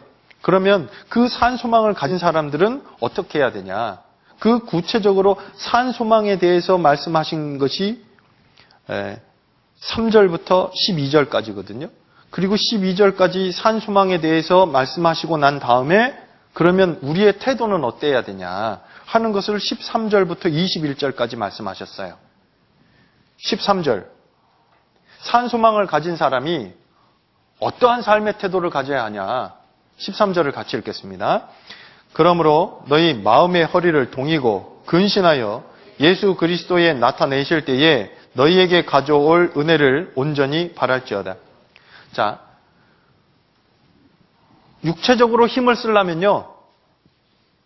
무거운 거 들을 때 어떻게 해야 돼요? 무거운 걸 들어야 돼요. 땅에 있는 걸. 허리를 꾸부정하게 해서는 절대 못 듭니다. 허리를 바로 펴고, 그리고 허리에 힘을 딱 주고 해야 되거든요. 그런 것처럼 실제 여기 보면 13절 다시 보세요. 그러므로 너희 마음의 허리를 동이고 근신하여. 마음의 허리를 동이라고. 영적으로 힘을 쓰는 것은요, 마음을 지키느냐 못 지키느냐에 붙어 있어요. 그래서 산 소망을 갖고 있는 사람들은 첫째, 마음의 허리를 동이고 그리고 근신하여서 하나님이 거룩하신 분이신 것처럼 우리도 모든 행실에 구별되어진 거룩한 삶을 살아가는, 그게 소망을 갖고 있는, 산 소망을 갖고 있는 사람으로서 마땅히 해야 될 일이다 라고 말씀하시면서 17절에 너희가 나그네로 있을 때 두려움으로 지내라. 왜요? 평가되어지는 날이 있으니까. 그 얘기를 하시는 거야. 그리고 이제 22절부터 25절까지는 살아있고 항상 있는 말씀에 대해서 설명을 하시는데, 여기 23절에 살아있고 항상 있는 말씀을 25절에는 뭐라고 설명하잖아요. 그게 뭐래요? 오직 25절에 오직 주의 말씀은 세세토록 있도다 하였으니 너희에게 전한 뭐가요? 복음이 곧 이 말씀이니라. 살아있고 항상 있는 말씀으로 된 거예요. 뭐가요? 거듭난 것이요. 근데 그게 뭔데요? 바로 25절엔 그것이 복음이라고 해요. 복음으로 거듭난 거예요. 근데 그 복음을 설명함과 동시에 살아있고 항상 있는 말씀을 대하는 우리의 태도는 어떠해야 되는데요? 그게 2장 2절에 있죠. 같이 읽겠습니다. 갓난 아이들 같이 순전하고 신령한 젖을 사모하라. 이는 이로 말미암아 너희로 구원에 이르도록 자라게 하려 함이라. 갓난 아이들 같이 어떻게 해요? 순전하고 신령한 젖을 사모하라. 이게 말씀입니다. 사모해야 하는 거예요. 말씀에 대한 사모. 이게 3절까지 말씀하고 있고요. 그리고 산돌이신 예수 그리스도를 설명하는 게 4절에 말씀하시잖아요. 보배로운 산돌이신 예수에게 나와 산돌이신 예수님을 설명하고, 그리고 우리는 그럼 어떤 관계가 돼야 되냐. 예수님이 모퉁이 머릿돌이에요. 그리고 우리는 거기로부터 시작되어서 이제 신령한 집으로 세워져 가고 있어요. 그리고 그 집에서 무슨 역할을 하는데요? 예수님이 대제사장이시고 영원히 계시는 대제사장이시잖아요. 그럼 우리는요? 구원받은 그리스도인은 제사장으로서. 그래서 그 뒤에 10절까지 그 말씀을 하고 계시는데 아까 읽었으니까요. 9절에 제가 읽을게요. 베드로전서 2장 9절. 그럼 우리는 어떻게 해야 되냐? 오직 너희는 택하신 족속이요, 왕같은 제사장들이요, 거룩한 나라요, 그의 소유된 백성이니 이는 너희를 어두운 데서 불러내어 그의 기이한 빛에 들어가게 하신 자의 아름다운 덕을 선전하게 하려 하심이라. 이제 정말 왕같은 제사장이 택하신 족속이고 왕같은 제사장이고 거룩한 나라고 그의 소유된 백성이니까 어두운 데서 불러내어서 이제 그의 기이한 빛에 들어가게 하신 자의 아름다운 덕을 이제 선전하는 것. 예수 그리스도를 증거하고 전하는 그것이 그리스도인으로서 해야 할 일인 것이다. 그리고 그것이 산돌이신 예수님과 연결되어져 있는 그리스도인들, 신령한 집으로 세워져 가는 그리스도인들의 삶의 모습이다라고 이야기하고 있죠. 그리고 베드로전서 2장 11절부터 4장 11절까지는 이 나그네로서의 삶의 모습과 자세를 이야기하고 있어요. 어떤 때는 시민으로서 사는 모습, 백성으로서 사는 모습도 설명하고 있고, 그리고 종으로서 사는 모습도 설명하고 있고, 그리고 또 남편과 아내와 남편으로서 가족 간에 어떤 삶을 살아야 되냐, 어떤 모습으로 살아야 되냐 하는 것도 설명하고 있고, 그리고 다른 사람들과 다른 사람들과의 대인 관계에서 어떤 모습으로 살아야 되는가 하는 것도 설명하고 있고요. 그리고 후에 선한 청지기로서 이제 봉사하면서 사는 그런 모습까지 이 삶의 모습을 쭉 삶의 자세를 또 설명하고 있는데, 여기 잠깐 보면 베드로전서 2장 13절부터 17절까지는 백성으로서 시민으로서 어떻게 살아야 되냐 하는 것을 설명하고 있죠. 그리고 18절에는 18절부터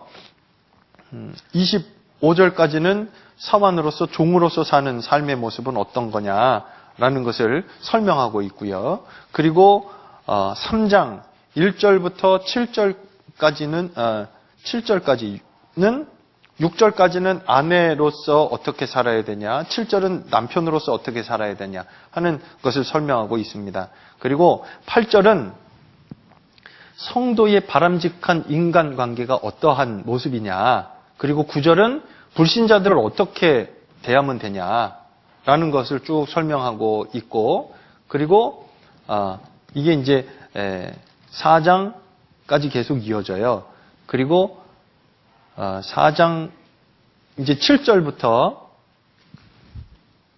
베드로전서 4장 7절부터 성도들끼리 서로 사랑하고 그리고 선한 청지기로서의 삶의 자세는 어떠한 거냐라는 것을 11절까지 설명하죠. 그리고 오늘 아까 이제 시작할 때 읽었던 시작할 때 우리 같이 읽었잖아요. 베드로전서 4장 12절부터 19절까지. 그러면 이 고난에 직면해 있는 성도들이 그 고난을 어떻게 인식해야 되고 그리고 어떻게 그 고난을 대처하면서 살아야 되겠냐 하는 그 자세에 대해서 말씀하시고요. 그리고 그것을 좀 더 구체적으로 직분별로 또 이야기하죠. 5장에 가면 장로들이 본을 보여야지 될 것들에 대해서 1절부터 4절까지 이야기하고 있고, 그리고 그러면 젊은이들은 또 어떻게 해야 되겠냐 하는 것을 5절, 6절에 거쳐서 이야기하고 있고요. 그리고 이제 성도들이 베드로전서 5장 7절부터 11절까지는 그러면 모든 성도들은 어떻게 살아야 될까? 깨어서 근신하고 깨어있는 삶을 살아라 라고 이야기하고, 그리고 12절부터 14절, 베드로전서 5장 12절부터 14절까지 다시 한번 마지막 당부하고 그리고 마무리 인사하고 이 베드로전서 1장을 마칩니다. 이 베드로전서를 이제 편지를 이제 끝마치는데요. 이걸 좀 더 자세히 살펴보면 좋겠는데 다 볼 수는 없고요.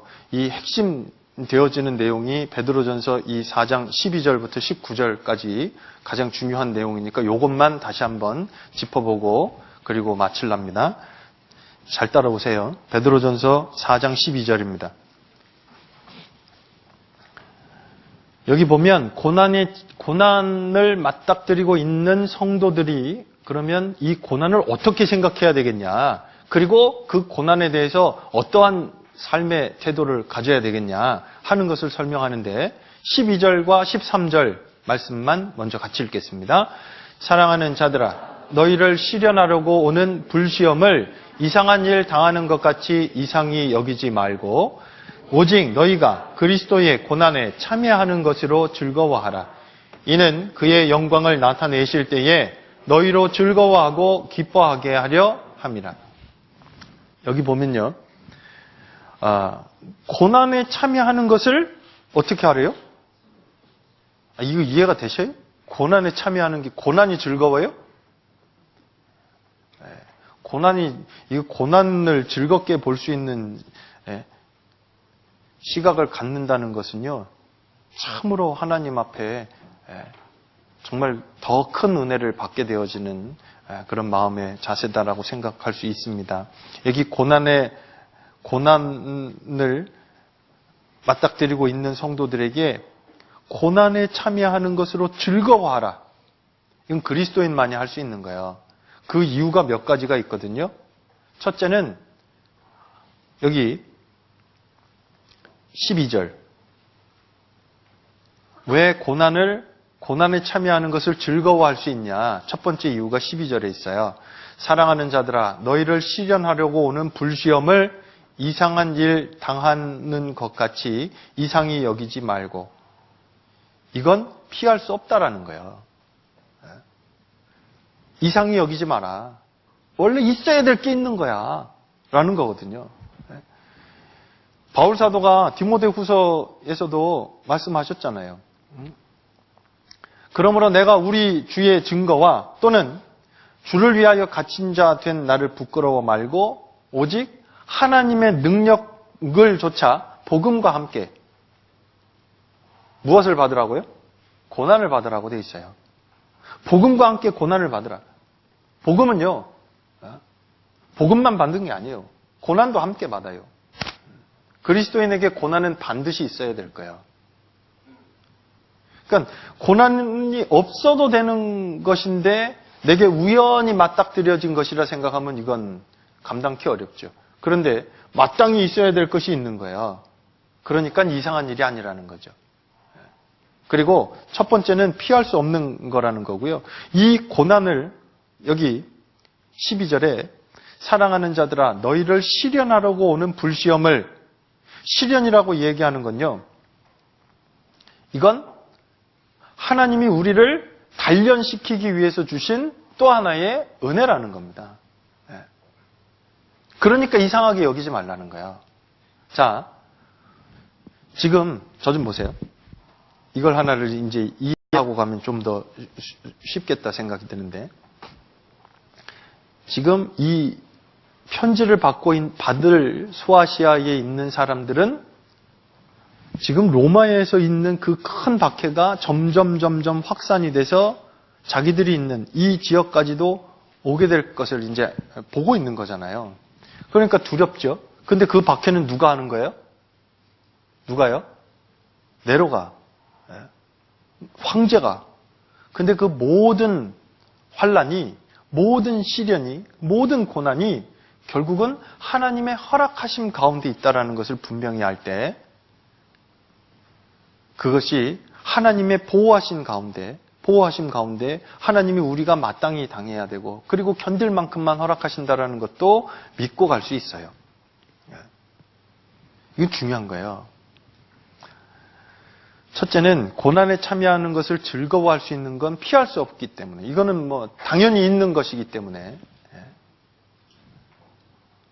이건 하나님이 우리의 신앙의 성장을 위해서 반드시 겪어야 될 과정이라는 것을 또한 말씀하시는 것이고요.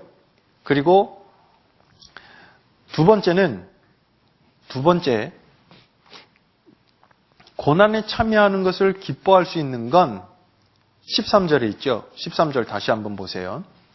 오직 너희가 그리스도의 고난에 참여하는 것으로 즐거워하라.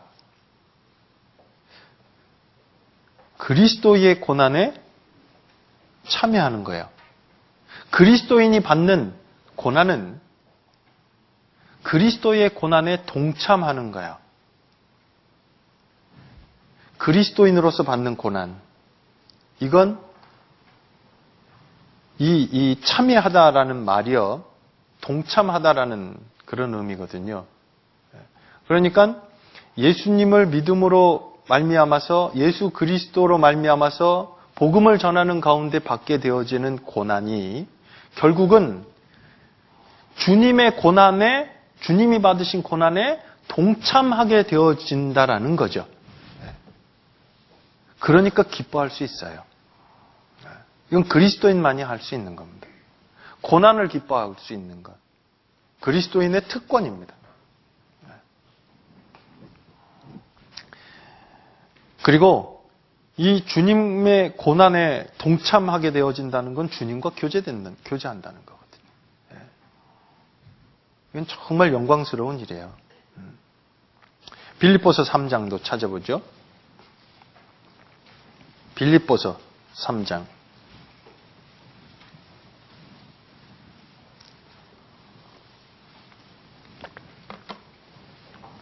빌립보서 3장 10절.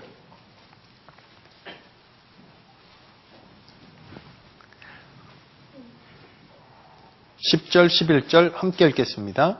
내가 그리스도와 그 부활의 권능과 그 고난의 참여함을 알려하여 그의 죽으심을 본받아 어찌하든지 죽은 자 가운데서 부활에 이르려 하노니.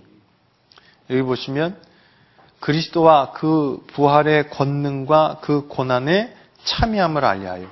이 동참했다. 주님과 교제하는 거예요. 예? 그 고난에 동참했고, 주님과 함께하고. 바울이 구원받기 전에요. 교회를 잔해했고 핍박했잖아요. 근데 다메섹 도상에서 바울은 주님을 직접 핍박했던 적이 없어요. 교회를 핍박했죠. 그렇죠? 그런데 주님은 다메섹 도상에서 사울한테 얘기하시잖아요. 나는 내가 핍박하는 예수라. 형제 자매가 고난을 받고 있는 것, 그건 주님이 받고 있는 것과 같아요. 주님의 고난에 동참하는 거예요. 이건 영광스러운 일입니다. 다시 베드로전서 4장으로 다시 돌아오죠.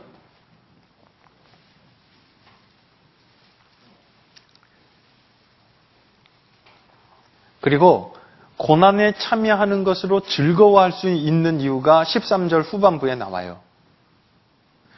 13절에 제가 다시 읽을게요. 오직 너희가 그리스도의 고난에 참여하는 것으로 즐거워하라. 이는 나머지 말씀 같이 읽죠. 그의 영광을 나타내실 때에 너희로 즐거워하고 기뻐하게 하려 함이라. 그러니까 그리스도인이 현재 지금 받고 있는 고난은 뭐하고 연결되어 있다고요?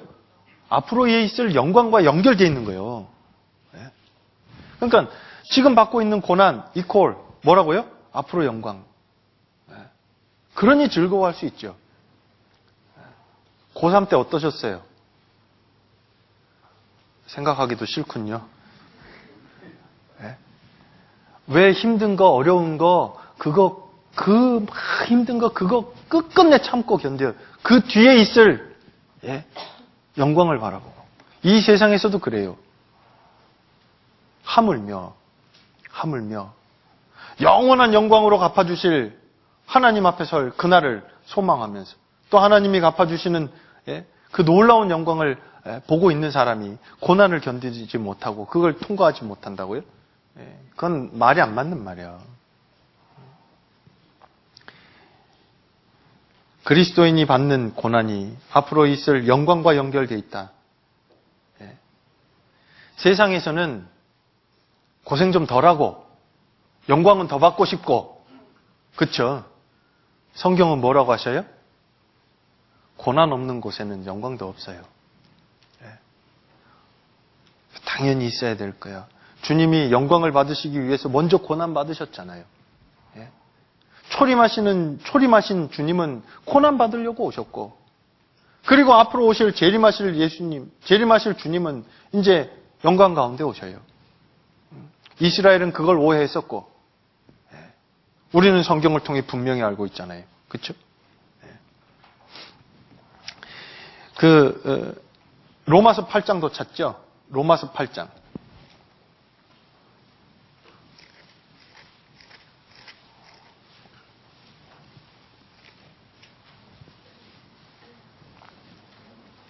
로마서 8장 17절. 로마서 8장 17절. 함께 읽겠습니다. 자녀이면 또한 후사, 곧 하나님의 후사요. 그리스도와 함께한 후사니 우리가 그와 함께 영광을 받기 위하여 고난도 함께 받아야 될 것이니라. 영광을 받기 위해서 무엇도 같이 받아야 돼요? 고난도 있어요. 고난. 근데 저 좀 보세요, 이제. 제가 이 정리하면서요, 그 생각을 했네요. 지금 우리도 복음을 위해서 전도하는 과정 가운데요, 고난이 있어요. 각자가 받는 고난이 있거든요. 근데 이 성경이 기록되었고 베드로전서가 기록이 될 때 이 편지를 받게 되었던 성도들의 고난의 모습과 지금 우리가 받게 되어지는 고난의 모습을 좀, 제가 받고 있는 고난, 그 생각을 해보았어요. 고난이라는 단어는 같아요. 근데 우리 중엔 누구도 목숨 걸고 믿지 않잖아요. 믿는다고 죽어요? 근데 주저해요. 그리스도인이라는 이름이 얼마나 아름다운 이름이고, 그리고 얼마나 영광스러운 이름이고, 얼마나 정말 귀중한 역할을 하는, 하나님이 보실 때 얼마나 귀중한 일을 하는, 막중한 일을 하는 사람들인지 우리가 너무 잊고 사는 거 아닌가, 또 가벼이 생각하는 거 아닌가 하는 생각을 해보았어요. 저 자신도. 고난이라는 단어는 같은데 받는 무게는 달라요.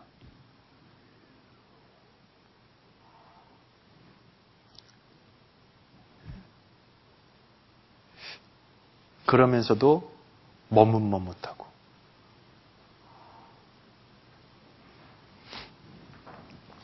자, 좀 더 하죠.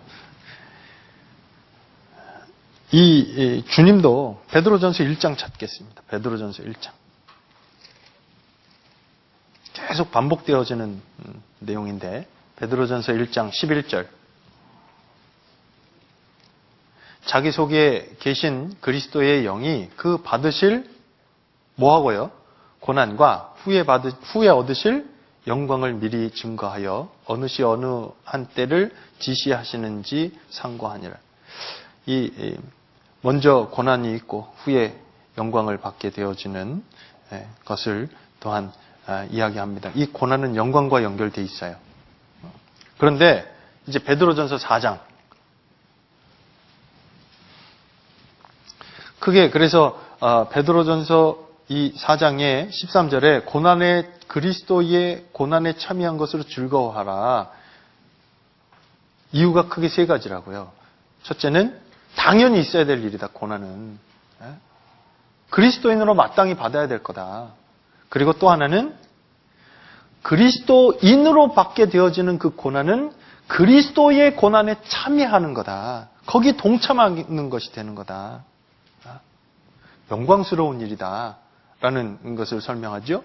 그리고 그리스도인으로 받게 되어지는 고난은 앞으로에 있을 영광도 커지는 거다.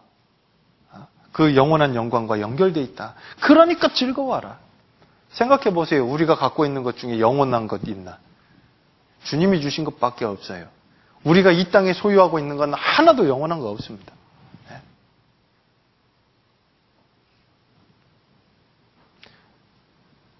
그 청년 때는요, 피부도 팽팽해요. 그 전도 집회 때 그 자료 보셨죠? 할머니가 나오셔가지고, 나도 자네처럼 팽팽했는데, 이젠 쪼글쪼글해졌다고. 영원한 거 없어요, 이 세상엔. 아무리 좋은 것도. 하나님이 주시는 영원한 영광이 기다려요. 하지만 그 앞에 우리에게 있는 코스가 있잖아요. 고난. 그런데 14절 함께 읽으시죠. 너희가 그리스도의 이름으로 욕을 받으면 복 있는 자로다. 영광의 영 곧 하나님의 영이 너희 위에 계심이라. 근데 여기 보면 그리스도의 이름으로 욕을 받으면 복이 있대요.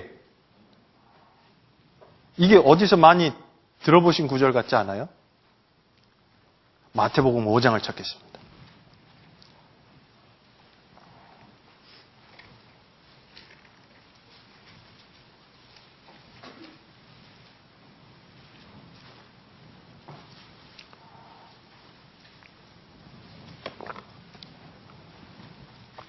마태복음 5장 11절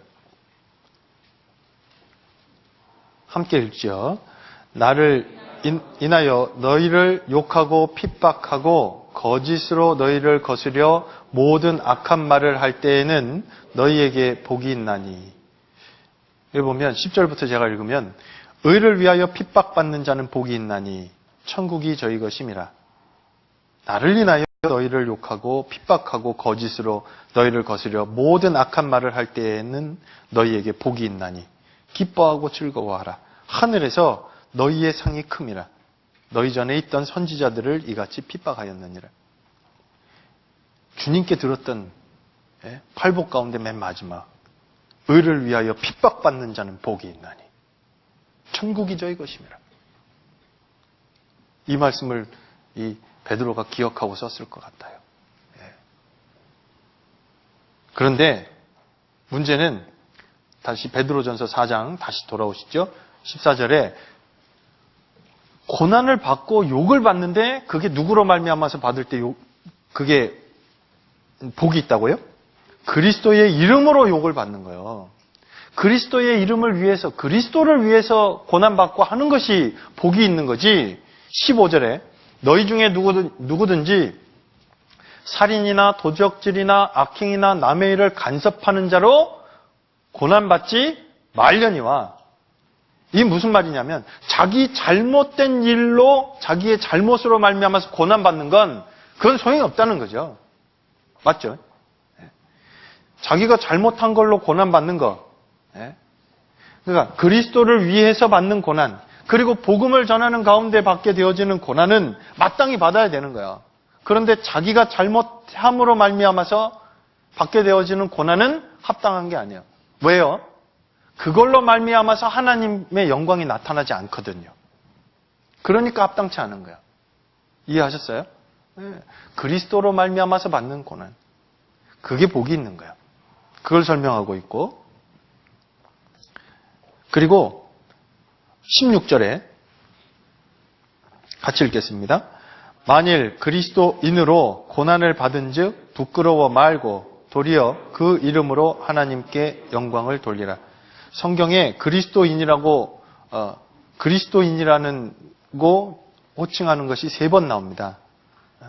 여기 한번 나오고 사도행전 11장의 안디옥에서 성도들을 그리스도인이라고 칭했던 것이 한번 나오고요. 그리고 아그리빠가 바울에게 예루살렘에서 내가 적은 말로 나를 그리스도인이 되게 하려는도다 라고 얘기할 때 그때 또 한번 얘기하고, 총 3번 나옵니다. 그리고 여기 지금 이제 보편적으로 쓰여지게 되는 그리스도인이라는 단어가 나오는데, 여기 보면요, 그리스도인으로 고난을 받은 즉 부끄러워 말고, 그리고 뭐 하라고요? 그 이름으로 하나님께 영광을 돌리라. 여기 이 말씀을 좀 가만히 살펴보면 고난받을 때요, 고난받을 때 부끄러운, 그러니까 주님으로 말미암아 그리스도인으로서 고난을 받을 때 부끄러워하지 말라 라는 말은요, 이 분들이 받게 되어질 고난이 얼마나 극심한 것인가에 대한 반증이기도 해요. 이런 거죠. 화형에 타하려고 장작더미 쌓아놓고 그 위에 묶어놓고 물어봅니다. 예수를 부인하면 풀어주겠노라고. 안 했잖아요. 많은 믿음의 선진들이 주를 부인하지 않았습니다. 폴리캅도 부인하지 않았노라고 전해지죠. 지금까지 내가 사는 동안에 주님이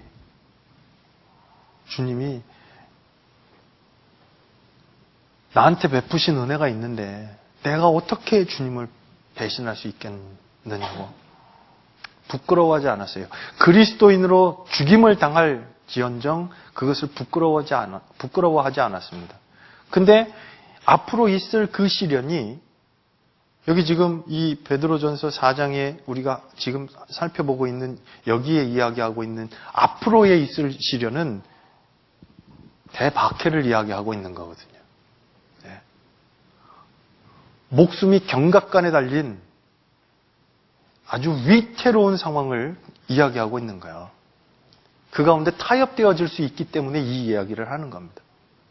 네. 차라리 죽을지언정 그리스도를 배신하지 아니하는, 그리고 그 이름으로 어떻게 해요? 그 이름으로 하나님께 영광을 돌리라. 큰 고통이 있는 가운데 주님을 배신하게 만들고, 그리고 주의 이름을 부인하게 만드는 그런 유혹이 있더라도 그걸 거기 넘어가지 말고 정말 그 이름으로 주님을 하나님을 더욱 영광스럽게 하는, 잘 생각해 보세요. 로마서 13장에 우리는 빚진 자라고 말씀하셨어요. 이분들에게 빚졌어요. 만일 저 좀 보시죠. 전도하는 거 쉽지 않습니다. 어렵습니다. 이때는 목숨 걸고 했습니다. 큰 박해를 눈앞에 두고 그리고 예수를 시인하고 또 그리스도인으로서 살아간다고 하는 건 정말 죽을 각오하고 간 거예요.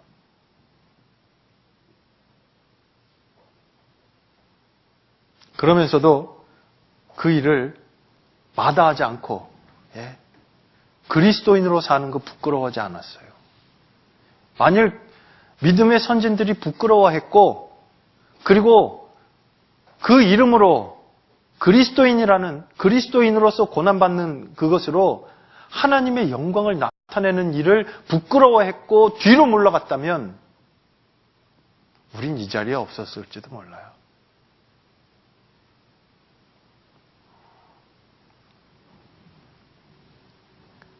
정말 엄청난 사랑의 빚을 지었습니다.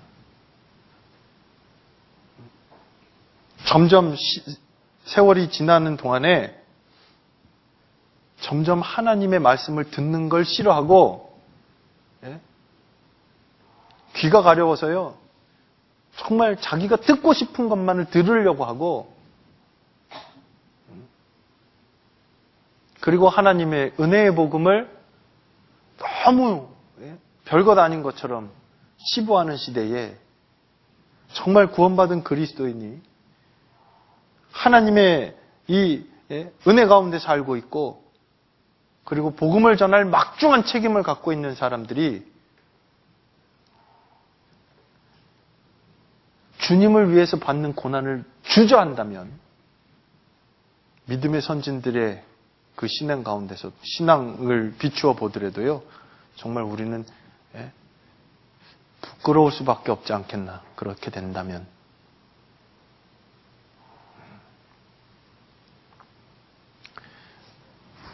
우린 최후주자예요. 마지막 주자잖아요.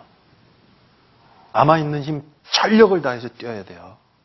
다시는 없으니까.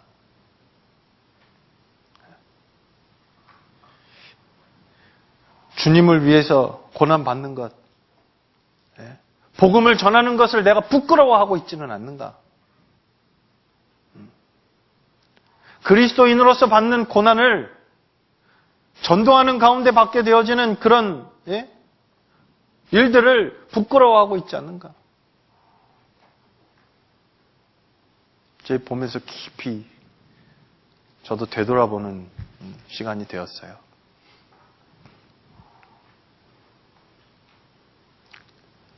그리스도인으로 사는 건 영광스러운 겁니다. 설령 눈앞에 고난의 모습, 고난이 우리를 기다린다 해도 그 고난 뒤에 숨겨져 있는 또 다른 하나님의 은혜와 영광을 바라보게 되는 눈을 갖게 되는 것이 우리 그리스도인으로서 마땅한 일이어야 되는 거고요. 그리고 그의 합당한 모습으로 정말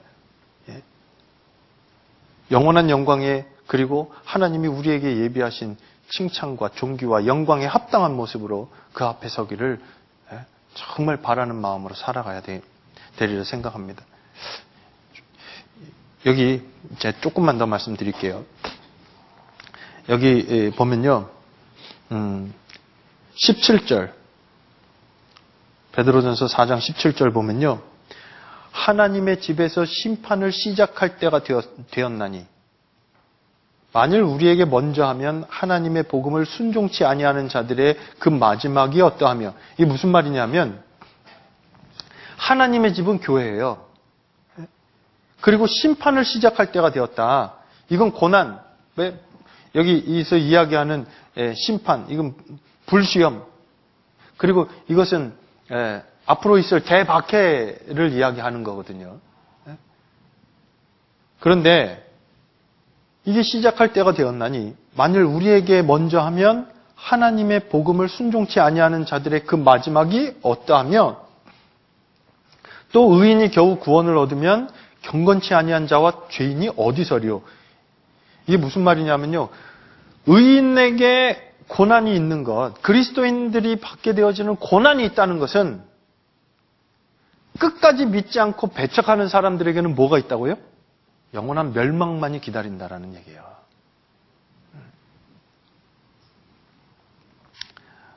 의인이 겨우 구원을 얻는다라는 말은요. 구원을 받은 사람이 그리스도인으로서 받는 고난을 통해서 하나님 예수 그리스도로 말미암아서 우리에게 베풀어 주신 그 놀라운 사랑과 은혜, 그것을 믿음으로 말미암아 구원받은 것이 더욱 온전해지고 더욱 더 굳건해진다는 그런 의미입니다. 네. 그리고 구원받은 사람들, 하나님의 자녀가 된 사람들에게는 하나님이 다스리실 때 시편 23편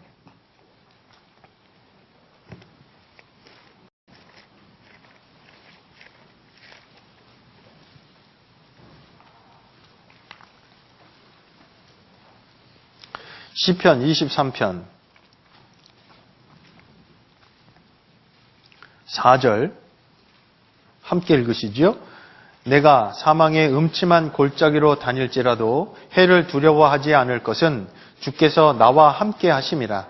주의 지팡이와 막대기가 나를 안위하시나이다. 주의 지팡이와 막대기.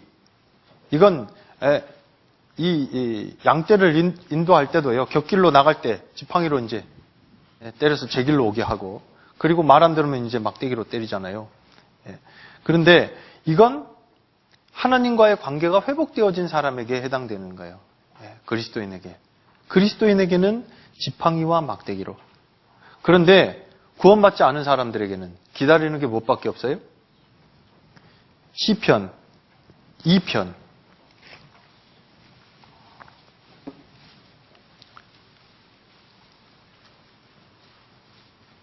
시편 2편 9절 함께 읽겠습니다. 내가 철장으로 저희를 깨트리며 질그릇같이 부수리라 하시도다.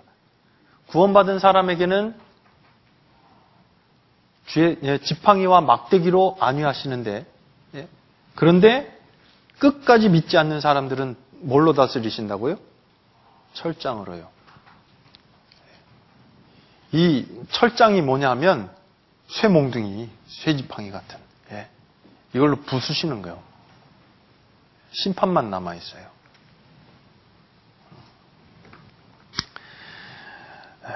그리고 베드로전서 4장 빨리 보겠습니다. 베드로전서 4장 19절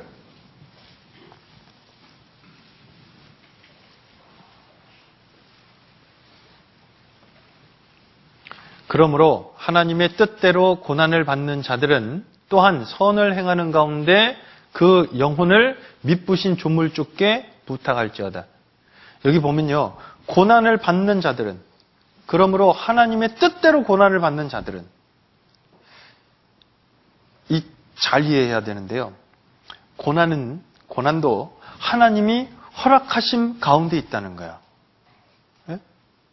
감당할 시험밖에는 허락하시지도 않았고, 그리고 우리가 받게 되어지는 고난도 이 당시에 로마의 대박해가 있고, 그리고 앞으로 이 성도들에게도 아주 큰 박해가 기다리고 있지만, 그 박해를 그들을 박해하고 그들에게 큰 고난을 통과케 하는 그런 모든 일들이 결국은 그 당대의 황제로 말미암아서 되어지는 게 아니라 하나님의 허락하신 가운데 있다라는 거예요. 그건 하나님이 또한 보호하신다라는 말씀이기도 해요. 고난은 허락했지만, 그리고 하나님이 보호하신 가운데 있는 것을 이야기하고, 그리고 고난을 통과할 때 여기 19절 끝에 또한 선을 행하는 가운데 그 영혼을 미쁘신 조물주께 부탁할지어다. 정말 이 부탁한다라고 하는 것이 맡긴다라는 의미거든요. 맡기는데 그 영혼을 믿부신 조물주께 부탁할지어다. 그냥 한번 맡기는 것으로 그치는 것이 아니라 지속적으로 이 지속적으로라는 의미가 이 가운데 포함이 되어 있습니다. 그러니까 계속 한번 맡긴 것으로 맡겼다가 이제 다시 내가 찾아오는 게 아니라 지속적으로 하나님을 의지하고 그리고 고난 가운데 있는 것도 안전장치가 되어져 있는 그리고 보호하심 가운데 있는 고난이라는 것을 알 때 더욱더 하나님을 의지하게 되고 하나님께 맡기게 되어지는 것을 설명하고 있습니다. 그리고 여기 맡기는데요. 자, 몇 가지만 더 말씀을 드릴게요. 맡기는데 전적으로 그 인생을 맡길 때 베드로전서 5장에 가면 6절 보실까요? 6절. 7절입니다. 7절. 같이 읽겠습니다. 너희 염려를 다 주께 맡겨버리라. 이는 저가 너희를 권고하심이니라. 하나님의 뜻대로 고난을 받는 가운데 하나님께 맡겨요. 근데 뭐까지도? 염려까지도 다 맡기는 거예요. 다. 그 염려라는 말이 갖고 있는 의미가 여러 조각으로 나누다라는 의미를 갖고 있어요. 그러니까 마음이 주님을 향해 있고 주의 말씀을 의지하고 있어야지 될 사람이 걱정되어지는 것으로 마음이 여러 가지로 막 나뉘어져 있어요. 그러니까 뭐 또 손에 안 잡히고 일도 손에 안 잡히고 막 이거를 해도 불안하고 뭐를 해도 마음이 안정이 안 되고 그런 상태거든요. 근데 여기 그걸 어떻게 하래요? 너희 염려를 어떻게 해요? 주께 맡겨버리라. 염려는 언제 생길까요? 예? 염려는요, 하나님의 인도하심과 하나님의 역사하심에 대한 것이 약해질 때. 그러니까 하나님이 이것을 인도하고 계신다. 하나님의 주권 아래 있고 하나님의 다스리심 가운데 있고 하나님의 섭리 가운데 있다라는 것이 결여된 상태에서 나타나는 것이 염려예요. 근데 아시잖아요. 대부분의 염려는 안 해도 되는 염려를 하고 있다는 것도. 예?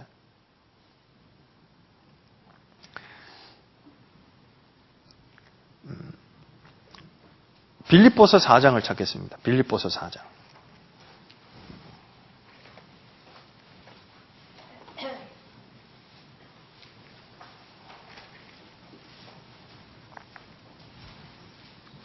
빌립보서 4장 6절.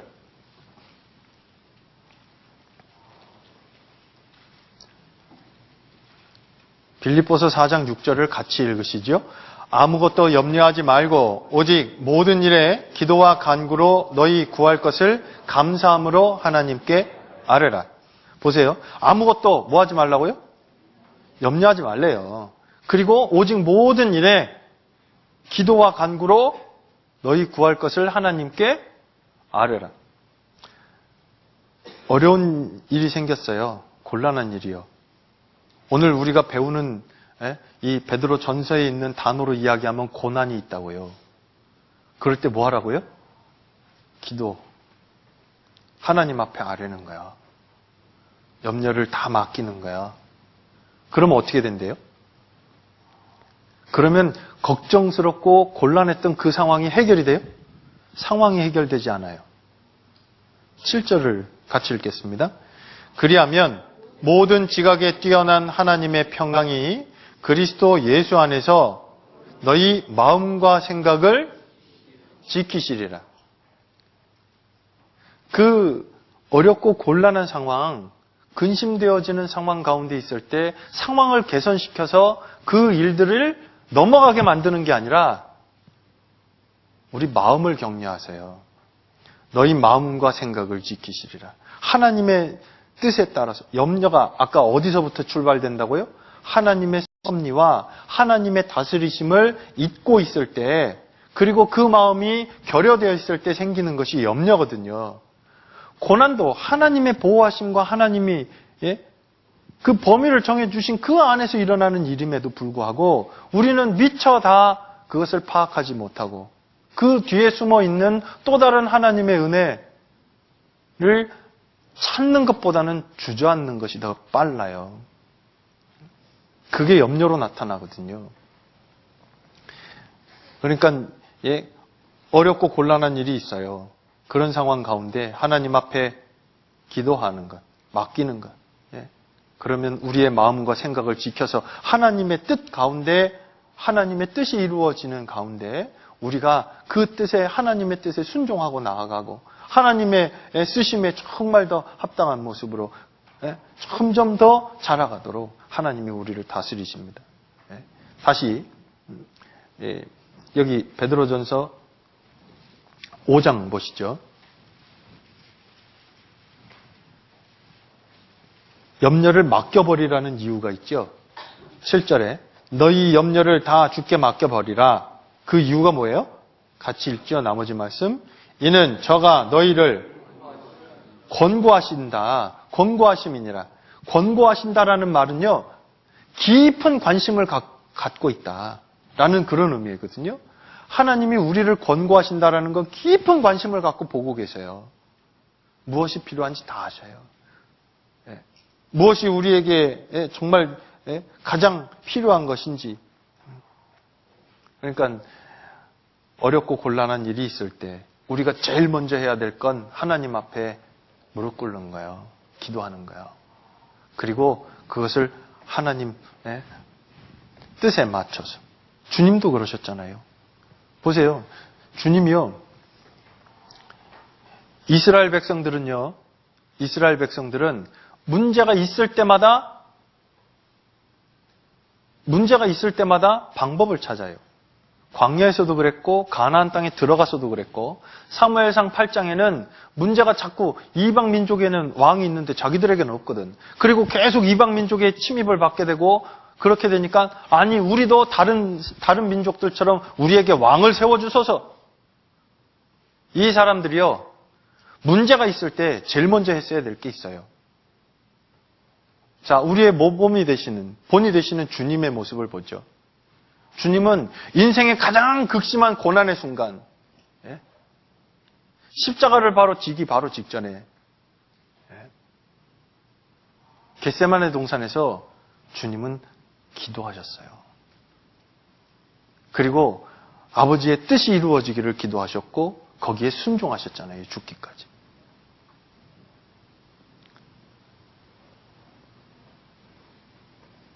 근데 우리는 방법 찾는다니까요. 이스라엘의 모습도 그랬고.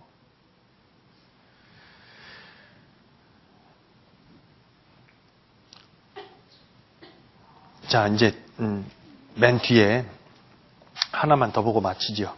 베드로전서 5장 12절 하나만 더 보겠습니다.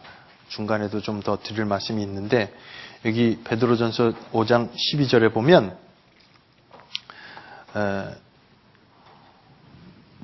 내가 신실한 형제로 아는 실로아노로 말미암아 너희에게 간단히 써서 권고하고 나머지 말씀 같이 읽겠습니다. 이것이 하나님의 참된 은혜임을 증거하노니 너희는 이 은혜에 굳게 서라. 보세요. 하나님의 참된 은혜임을 증거하는데 어떤 게 하나님의 참된 은혜라는 거예요? 여기 지금 계속 이야기하면서 마지막에 당부하고 끝내요, 이제.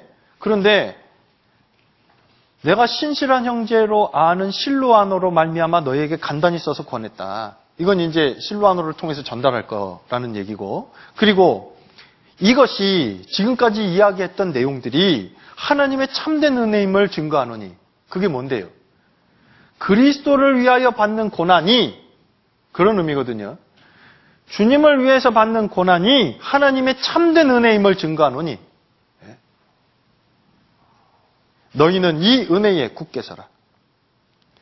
그리스도를 위해서 받는 고난을 받는 것 그리고 그 고난이 있고 오늘 아까 처음부터 계속 반복해서 말씀드리는데 고난은 뭐하고 연결되어 있다고요? 영광하고 연결되어 있어요. 그 영광과 연결되어 있는 것을 알고 현재 이 고난을 어떻게 하라고요? 견디어 가라고요. 인내하라고요.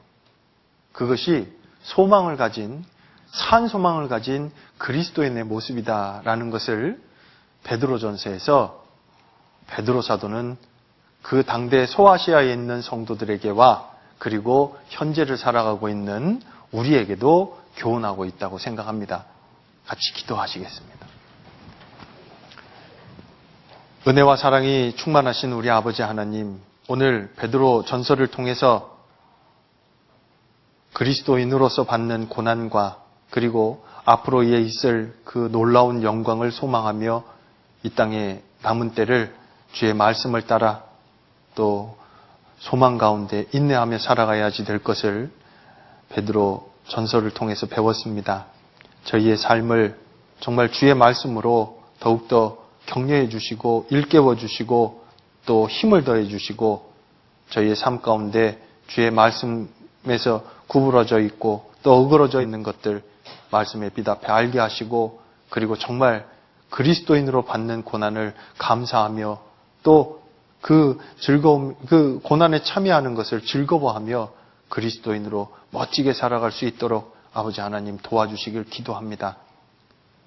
영광과 존귀와 칭찬에 합당한 모습으로 주님 앞에 설 수 있도록 저희의 발걸음 지켜주시고 또한 도와주시옵소서. 오늘 함께 모여서 주의 말씀을 상고한 이 시간도 아버지 하나님께서 도와주시고 인도하여 주심을 믿고 감사합니다. 돌아가서도 정말 그리스도인으로 더욱 합당한 모습을 갖추어 갈 수 있도록 도와주시며 남은 때 허송세월하지 아니하고 주의 은혜의 복음을 담대히 증거하며 하나님의 그 놀라운 은혜와 사랑을 많은 우리 주위에 이루어져 있는 사람들에게 전도할 수 있도록 증거할 수 있도록 저희의 모든 삶을 통해 역사해 주시고 다스려 주시옵소서.